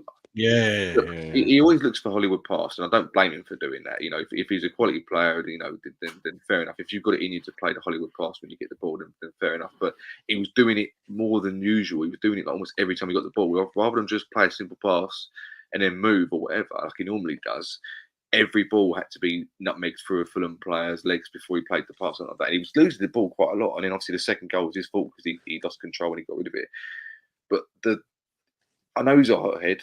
I know he likes to fight, but the Leverkusen thing where he lost his temper and got the yellow card, when you're on a yellow card, and sure, I'm not going to blame David Moyes, but there is a part of me thinks surely the management team, all of them have gone, look, you're on a yellow, don't get a fucking yellow, like don't lose your head. Let me ask you this: has he checked out? I think he probably has.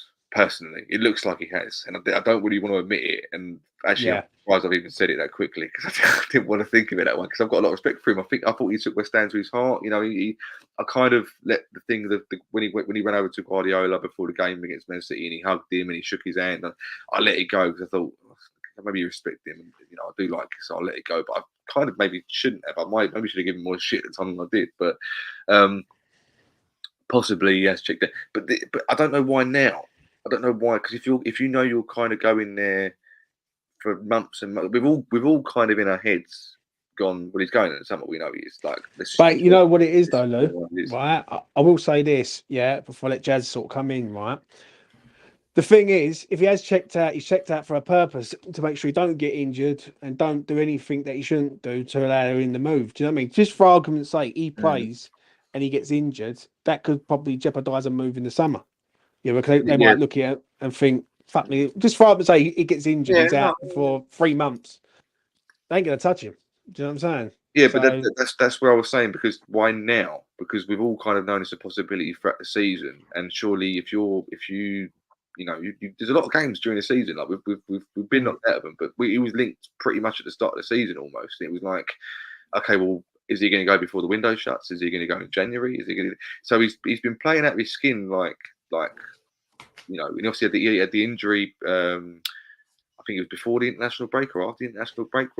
He got injured against Bristol City. He was out. He come back against Brentford. And that was the first game back. Ever since he's come back, for me, he's been okay. He's just been okay. Right. He hasn't been amazing, like what people say. He hasn't been like, fuck me, unreal. But like, for me, he doesn't look like I think he has checked out. Like, I'm going to be honest. I look at him and I see him against Fulham, and he just wasn't there. I was going mad. Jazz, what do you make of Paqueta? You just remind me of something. I was at that Bristol City game at the ground, and that was his comeback game from another injury. And then he got injured after 20 minutes, pissing about like a circus, trying to flick it over his head and do all that shit. Then going back to Luke's point, mate, when Bowen was injured, he was at last game. He was there in the team. He was watching, like you said. Bowen was in the ground, and I told my son, "What's Bowen doing in the ground? He's meant to be resting and recovering." And he obviously, son's like, "No. They're meant to be watching. They're meant to be part of the group still. If you're not even playing." So Bowen watched the last game injured when he could have not done without him to do that, and then Paqueta does what he does. I have accepted. Number of years I've supported West Ham. Out of the three, kudos, Bowen, and Paqueta. Thank you, Paqueta. Fuck off. I'm fine with it. Because I'm thinking a lot of people from, again, Jazz got problem generalizing all the time. And people from South America, they come from really poor backgrounds. I'll just fucking give it the way it is. And you saw Tevez, Man United, Man City, West Ham. We don't go where the money is. Let's go there. And the stories of Tevez, how much money he used to spend on nightclubs and casinos and birds and that. Just putting it out there anyway. Yeah. So those are these guys live high and low. They don't give a shit. Paqueta's from a small island off the mainland, but still comes under Brazil, I think, not far from Rio. So he's fine. What really hurt me, and just reminded me of now, that hug he gave Pep. What the fuck was that about? Do you remember in the other game, he gives Pep a hug, opposition manager on the front of the pitch. I'm an old school guy. I hate these handshakes in the tunnels, and then Arsenal losing, people go up to like Saka and give him a little hug. Fuck off, mate! You're diving on your fucking game. Jazz, are you not a sort of person that likes to change shirts at half time? I'm Roy Keane's fucking adopted son, mate. The way Roy Keane is, I'm like that. Old school. We'll have a little handshake afterwards, but no shirt swapping. Yeah. No sort of cuddling each other. A lot of players, when they lose, they smile. Oh my God, James, it's bad. Yeah, it's bad. A lot of people laugh, have a giggle. I can't handle all that. But Paqueta, I've accepted he's going to go, and I'm more than happy with that. I'm thinking about 85 million there, 50, 60. Hopefully, Sullivan and Tight pull that out. We've got 150 million. Give the new manager. He needs a bit more. The mess Moyes is going to leave behind, mate. But Paqueta has been playing very carelessly, like a playground. You know, there's no problem playing like a playground. You know, a lot of skillful players in the 70s and 80s used to do that. George Best, people like that. But he's been a little bit careless. Yeah, you know, he's meant to be a player worth probably one of the most money in our team and meant to be playing more responsibly, keep it and stuff like that. But he's just, like you said, he's got that thing. A couple of the big channels have said that as well, that it looks like he don't give a shit. He's just going to have a laugh last 5 games and do what he has to do. His back's gone, and stuff like that. And the other thing I wanted to ask you too, I just remembered now, when we were given a penalty in the Wolves game, I was not happy. I was not happy you took it. I want Ward-Prowse to take our penalties. Why has it fucking changed again? Because when Benrahma left and missed, it went to Ward-Prowse, and when Ward-Prowse is about to take it, my heart rate goes down, my blood pressure goes down, and I know it's in. So why has it gone to fucking Paqueta again? Because I think the way he took it, you saw the way he did it. I don't agree with it. All this little Ward-Prowse should be a penalty taker. Joe, what Keith said here. Never thought of this, Keith. So probably comment tonight on here, mate. 100%. Do you think Man City have lowballed us, and we've said no, and he's showing off? Is that a shout? Because I actually think that ain't a bad shout, you know, because had Man City looked at this and thought 85 mil for this geezer, like, it's quite a lot of dough. Like, do you know what I'm saying? Let's try and get him for 60 mil. And the West Ham are saying no, it's 85 mil or it's nothing. Isn't it a buyout clause? So there's no way around it anyway. Like it's 85 is a trigger. It's a trigger, isn't it, Luke? 85. Then you can talk to. Like even if you wanted to lowball, you can do it. But the other thing is, going back to James, due to financial fair play, every big club can only buy one player of that value. That's a very interesting point there, James. They can't buy him for 85, then another 90. They can't do that. Every Arsenal found out in January. I was following AFTV every day, and it's so funny they didn't buy anyone. You can only buy one for 80, 90. Nobody's going to spend more than that. You can't. I know it's been improved a bit under the new rules, which I haven't read into, but if they pay 85 for Paqueta, that's going to limit them buying someone else. And the thing is, I agree. I agree with you on this, and I think that's a brilliant comment from Keith there. Yeah, because 85 is the bracket line, basically. Right, you pay that, you ain't going to pay no more. But if City looked at this and thought this geezer's not worth 85, like, because let's be honest, he's going to be the replacement for Bernardo Silva. He's definitely not a Bernardo Silva. Do you know what I'm saying? Some people have been saying, "Well, we're getting Grealish in exchange." No one's going to leave Man City. No one's going to leave Man City for West Ham. Grealish, Them, you know? What are you saying about that, Lou? Before I sort of come towards the end. What's that? Sorry. What you saying about that was just said about what Keith said about lowballing. Well, yeah, there is. I understand, like, but like I said, I thought it was a set in stone thing. So I didn't think if they wanted to, they couldn't do it. But obviously, he was linked when De Bruyne got injured, the long-term injury. Didn't they thought he was going to be out for a while? So De Bruyne is going, isn't he, Luke? He's going. I think 33. He's going. It's last season. Is it? I didn't know that. Yeah. 33. He's not getting a new deal. He's going. Yeah. Right. Well, that's mad. Then only he's going to West Ham, maybe Saudi Arabia, probably. Probably. Yeah. If they are, then I don't know. I'm not going to pretend to be an expert on that situation. Actually, I'm going to see how it goes, because look, since Payet, I've learned to not get attached to players. Yeah. When Lingard come to us and had a fantastic season. Once that season was over, I was done. To me, he was a Man United player. If he wanted to come to us, he'd come to us. That was it. Everyone's hung up on him, going, "Please come back to West Ham. You want to come back?" He's not coming. Move on. Get someone else. Like once they're gone, they're gone. So for me, my whole mindset personally has been loving Wiley's in a West Ham shirt. Thank him, appreciate the player that he is, and you know, at the time, even when he was linked with Man City, he was still playing top. He was like the best player in the team technically, and there is a fact that goes along with the fact that when he doesn't play for West Ham, whether he plays well or not, we can't win a game without him playing. It's a statistic fact. It's a really annoying statistic fact as well.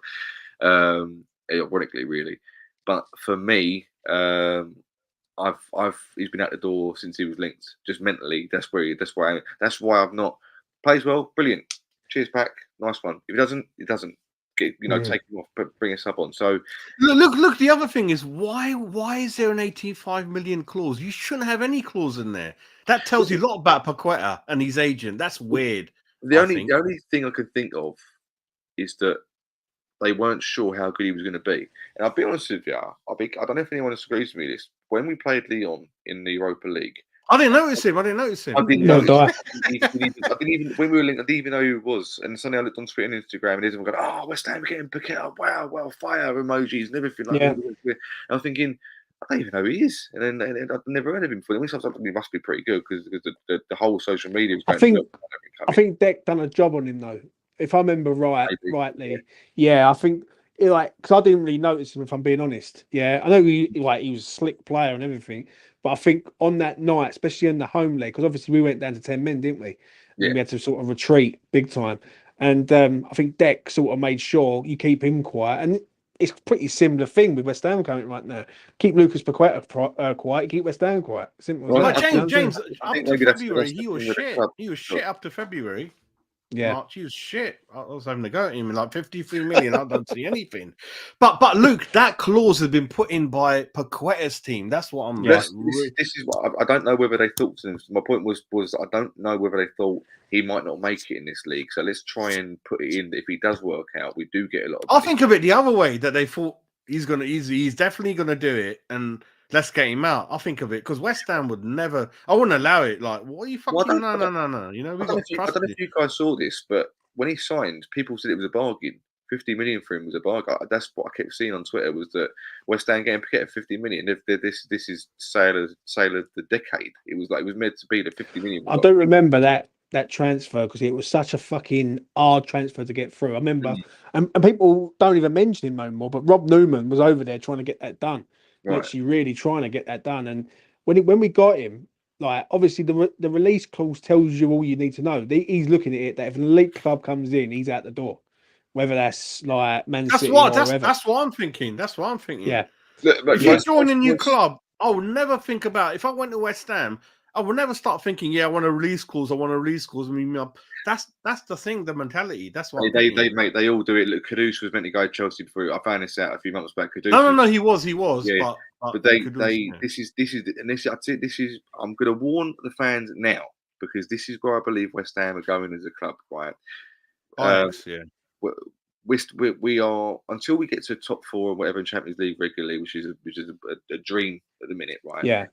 We are a stepping stone for players, right? And this is the way that I have been educated, where directors of football are concerned. For example, Brighton, right? Say, for example, we buy Bowen, or we sell Bowen to Liverpool for hypothetically for 60 million, 70 million, right? The idea is that you sell Bowen and you bring in 2 to 3 players with that 60 million that could get to Bowen's level within 2 or 3 years. Like you buy them at like 21, between 19 and 21, 22, and then they go up. And basically what happens is it runs like a business. So you just keep, like we had done with Rice. You get rid of Rice, you bring in Alvarez, you bring in Kudus and Mavropanos, you bring in like 3 players. Basically, each year you're turning over. This summer, Kudus will go as well as Paqueta, and then you've got 130 million or whatever in your back pocket. I don't think Kudus is going anywhere, mate. No, you can't go after a year, Luke. He'll be bedlam at the ground. We'll burn it down. He's come for. He was also going to go to Chelsea, but I think he's got European football. I think that his agent will probably go, no, he wants European football again, and that's because we're not in it. They'll see it as going, well, he wants better than West Ham now. He wants a team that we can't lose Kudus. I don't think he's going anywhere. I think if he goes anywhere, it's next season. Yeah, I think this season will be the bedding in season. Now, it's an interesting topic, this one, right? And I know it's coming to late, but I am going to sort of hang about and talk about it. Hang about. Let me get another run. Hang about. Right, no worries, I will. But what you're saying, right? Can you accept West Ham being a stepping stone club for players to go on? No, for you. Well, if I look at it long term, like think if it's done correctly, then I can take it on the chin, knowing the West Ham will build. And I'm only saying this because with a man like Sullivan in charge, we've done it pretty well, in my opinion, this summer. When we let Declan Rice go, and you get Alvarez, who's a direct replacement just for his defensive abilities. Plays in like Kudus, because we've done that, because we've got an idea of how it would work. I'm okay with it, because not okay like I'm loving it. I'm thinking, okay, if it's going to be like that, and we make the best of it, then I'm not stupid enough to think that when someone signs for West Ham, they're signing for West Ham because they like the pie and match and like the colour claret and blue, and they want to invest themselves. West Ham is just a club in the Premier League. It's a business transaction to them as much as it is their agent. So, like, I'm not going to be foolish enough. Just for me, I'm not going to call anyone else foolish, but I'm saying I'm not going to be. I'm not going to allow myself to be naive to think this guy signed a 5-year deal. He wants to be at West Ham. He wants to be a legend. He wants to make himself a West Ham legend for 5 years or whatever. I know that they're only coming because we happen to be in the Premier League. We're a suitable club for them. The club want to sign them because they're going to do a certain job for the club.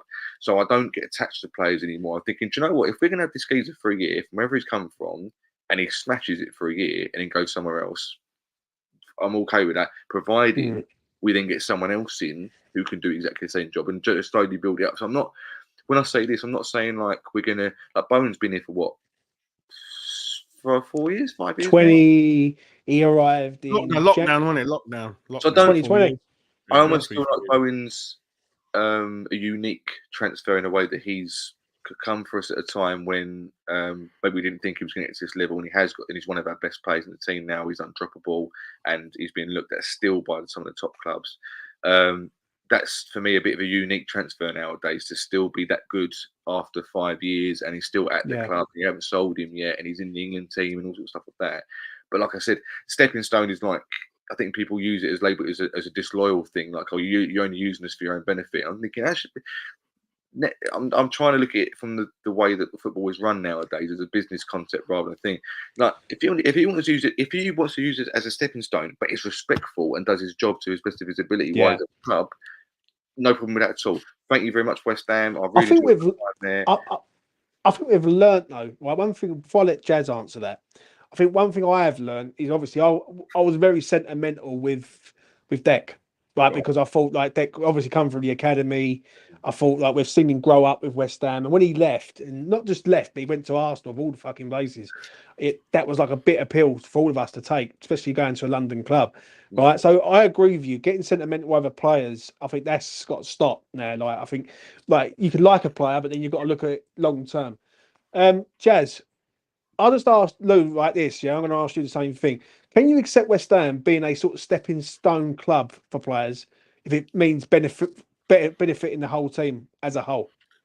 No, it's I mean, that question has to be answered in many different ways. I mean, going back to Luke's question, we mustn't forget that when a fan is 6, 7, 8, 9, 10, 11, 12, 13, 14, 15 years old, and they got Rice on the back. Yeah. Because I remember when Tony Cottee went, that hurt me badly. You know, you mustn't forget, we've got to look after the young. For us, we've seen it. We're stronger. We move on it. But that those fans, and when you see Ward Prowse on the back, and that makes you start thinking that that's not good. That's not good. And I think personally, obviously, with respect to Ajax, I don't want to talk about Ajax because they're such a historical, huge club. But when you compare us to the Brighton model, the Brentford model, I think we're too big to do that kind of thing. But Luke is right. This is what Sullivan and Tim Steidten want to do. But I don't think it'll be as extreme as Ajax, where we just tools down and just sell someone really quickly overall. I'm hoping they're thinking that bring the average age down, because we are the second oldest squad in the league. It's ridiculous. So that way it'll work. And you can't always stop players from leaving if they want to, that kind of thing. But if we hopefully get a new manager in, and you look at the average last 3 seasons of finishes, we're in the top 10. We're touching 6th, 7th, 8th, 9th. So there's not that many clubs ahead of us that they want to go to. It's a limit. And financial fair plays are saying you can only buy one player, 100 million every summer. So Luke's a little bit right. I wouldn't say all the way that the model's going to be completely buy someone and then flog them up, because I'm not sure that. It's very hard to. It's hard, Luke, to keep on buying and selling and they all work out. Yeah. I'm scared of the Southampton model where they don't put nothing back in. That's really worrying. We've seen where they are now. And their academy has been better than ours last 15, 20 years. Southampton, it has. And so I think we'll hopefully be in the middle where we. I get where you're coming from, Jez, because that was me. I'm not be funny. I completely fell in love with Pyatt. I'm not joking. I had a man crush. I was basically watching West Ham that season just for Pyatt at one point. He's the only player since I've watched. Bearing in mind, I started watching West Ham when Di Canio was playing as well. the only player that has left me jaw dropped, like sustainably. I can't believe it. Well, West Ham got a player like that. So when he left, I kind of thought to myself, killed me. But I was like, Arnie's another one. What a man, Arnie. Fuck, you is still the miss, worst. still miss him today. You tell me. I'd say that there's one video that I lost all my respect for him for, right? And it's not even the one that video that you put out saying, I'm going to stay. I've just signed my contract. I'm going to stay at West Ham. Yeah. Right? It was the one they had him in the club shop, and they had fans going up, and he was signing things for fans. And it was a young fan come up to him, and I think he was signing a cap for him or something like that. And he stopped him, and he went, "You're West Ham fan, yeah? We're gonna do it together. We're gonna score the goals together for West Ham." It's like, yeah. He was like, the kid's like starstruck. He can't speak. Yeah. But now it's like, me and you, we're gonna score the goals. We're gonna go West Ham. We're gonna be successful. Yeah, we're gonna. And it was like obviously the West Ham, the club. Yeah. Look at this emotional point with the players, and it was like, and now you're gonna turn around and bearing in mind, he apparently even Peter Crouch was saying us on the podcast at Stoke, he kept on going back to China when he was at Stoke in the dressing room. He kept saying, Jonathan Walters has said apparently he was the worst when the chips were down. He was the worst player. He was like a child throwing things around. He was always more money, more this, more that. It's all about him. And then when I saw that, I thought, I get that it's a job, but you don't need to be a wanker while you're doing it. You know what I mean? It's like there's I agree. I agree with you on that. I really do. And I do agree what Jazz just said. It's a valid point. When you look at the youngsters growing up, right, they've got to have heroes at West Ham. They've got to have someone like role models who they look up to and go, I want to be the next Jared Bowen or the next Mohamed Kudus. I think it goes a long way. I do think the infrastructure at West Ham needs to be pumped. Like money needs to be pumped in, and West Ham need to have another 8 players like Mohamed Kudus, Jared Bowen. Yeah. Right, they haven't got to be expensive players because it proves it with the team we played last night. You go through their team, some of the players they've picked, like is it Wirtz? They picked him up for 400k. You know what I'm saying? Yeah. So, the whole team is 15 million, I think, 40 less than that. Yeah, right. Team. So when you look at it, if you're clever and you know what you're doing, and Steidten, listen, this season Steidten's done the right thing. Right, the players that have come in, they've hit the ground running, all of them, to a point. Mavropoulos has done his time. He's done his time this year. He's been all right. Mo, I love him. I think I want to keep this geezer here because I know there's a talent now. Alvarez the same. I think even Ward-Prowse. Listen, I know Stein didn't pick up Ward-Prowse, but you got to look at Ward-Prowse. He's had a successful year at West Ham. He hasn't been a bad year, but it hasn't been amazing. No, he's a good lad. He's a good lad. He's fine. Yeah, but it's one of them. But before I round this up, I'm gonna get your predictions, lads, for Sunday. So bear with. Jazz, what are you saying about Sunday, mate? Give me a prediction for Sunday. Ask Luke first. Let me check the form. yeah. Sorry about that. Always a kind man. I'm gonna have a look. Do you know what? I'll tell you what. Why he checks the form, but Luke has a thing. I'll go first. I think it's a nailed-on draw for West Ham. I really do. I was thinking that, but let me have a look. Yeah. I don't think West Ham lose this game. I don't know why. I just don't see it. I think West Ham played pretty well the other night. And I think they all know now they're out of the competition. They want to get back into Europe, so they are going to fight. I just feel that it's just nailed on. We don't win at Palace. Like that's one place we just don't win. Yeah, and it's when we do win, it's like very, very rare. So I'm going to go for a draw. I'm going to say 2-2, mate. I think it's going to be a fucking blockbuster game. I think it's going to be goals. So I'll go 2-2. Lou, what are you saying?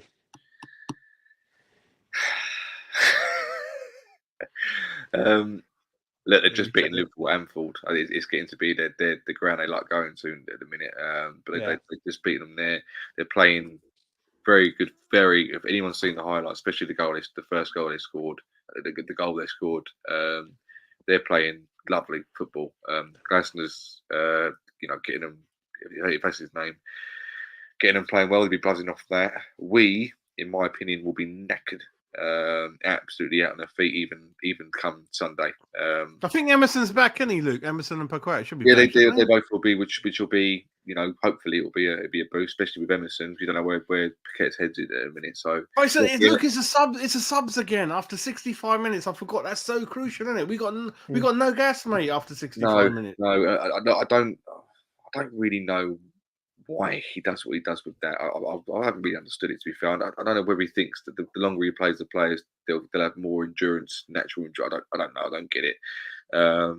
But maybe the crowd will still be pumped up from the game Thursday night, and they'll It was carry 1-1 when we were at home. I just having to help you, Luke. It was 1-1, wasn't it? West Ham 1, Palace 1 in December, 3rd of December, mate. Yeah. Was it? Yeah, Kuda scored after 13 minutes, and then Edouard 53 minutes. Yeah, mate. because 1-1. Leverkusen made a mistake. Yes, I remember that. Yeah, they're at home. They'll be pumped after the Liverpool game. We'll be away, and there'll be the pressure off because we're not at home. But we have just been like exhausted on Thursday. But like you said, this is quite an interesting thing because I know obviously we've said goodbye to qualifying for Europe via the league now. But the Premier League's a strange league. You just don't know what team. Luke, I'm gonna help you one more time. I love interrupting you, as you know. Crystal Palace are 14th in the league. They are 9 points behind 13th in Bournemouth. They've got nothing to play for, mate. They're the ones that always turn up, though. They're the ones that once turn up, they always go and play the best football. Yeah, I know. Teams who get relegated, suddenly the next week they're world beaters, and you're thinking, where was this 36 game, whatever you want to call it? I'll cut to the chase. I think I would love it to be a draw because I don't see us winning. I just have this feeling they're going to win, and I think Palace are going to win too. And I hate doing this. I always like to predict the win, but I think I've just got to be a bit more. This is a really hard game. Palace are going to win 2-1. Because we're unpredictable, Luke. I don't know. It's really but then hard. it's like you said. Even though I think you guys said that because Moyes is coming to the end now, I think he's probably just going to go fuck it all out attack. You know, you get what you want. You know, Doesn't surprise me. But then I think as well he's probably going to go. Because remember, he's got to get a job after this. If he leaves West Ham, he's going to be looking for a job. And I think if he, even though his stock, and I've always said this, and I know some people won't agree, but his stock outside West Ham will be very high. It will be looked at as he should be respected more by West Ham, blah, blah, blah, blah, blah. But at the end of the day, he will want to finish on a high note, if not just to look good for himself, for his own CV. And I think if he thinks that we're knackered and we just need to get a 1-0 win against Palace or whatever, he'll park the bus again and try and get a corner for more Prowse or something like that. So I think we'll lose 2-1, but anything can happen. And the way we played last night, fuck me, I'm not going to say anything about what West Ham I think are going to turn up anymore. So for the rest of the season, I'm open to all ideas. I'm going to support them as much as I can. I am myself knackered still from last night. I've only just got my voice back for the last 6 hours. Look, my sons said that, Dad, all the programs are sold out. They got me the scarf though, because I collect the European scarves. They got me that. You got half and half up? No, only for European games. For you, for history. No, for history. No league games, never. European games, yeah, I do for you. I tell you what, there was a moment. I just quickly get this. I was waiting for the tube last night with my mate who'd been there, and you know everyone knows Green Street, the opening scene in Green Street where they got the going to the side. Just, I reckon, 30 seconds before the tube turned up, you just saw this couple of guys with half and half scarves and wearing a red jumper. I thought, they might not be, but they look like they could be wearing Leverkusen colours. And then there was about 10 of them that come across, and they all had the smuggest face in the world. They were grinning from ear to ear. And I just I went to brother, Green Street. And then as soon as they looked like they were going to say, Leverkusen, the tube turned up, and it just felt like it was like, right, it's just cut out now. But it was one of those. Dear. But see, half and halves, I can understand. Like you said, I get it. I'm not a big fan of them. No, it's like having a pennant. If that's not having a club shop, I go for that because it gives you the day you playing. I will never buy a league one. I understand it. I mean, I personally wouldn't. I think a few people got it for the Larnaca game last season for the company, and I overheard so many people going, "It's fucking Larnaca, that's a fucking rival, yeah." I understand that. Yeah. I think for me, the only one I would get would maybe be Real Madrid or Barcelona. So I just don't see us ever playing them regularly like a top 4 team would. But fair play, I understand it. I just can't do it myself. I just can't. Yeah, I agree. Like 2 beers down, someone buys me one. I can't say no to it. Can I? I know. I agree with you, Jazz. What you saying? Give me a prediction, mate. For tomorrow. This is really my emotion. My emotion's been going because I got a feeling the way the players. Because right, let me go back to the beginning. The players could have easily got Moyes a sack by losing 4 in a row, and they never did that. It's a very important fact. The dressing room not being lost, very important fact. Good set of lads.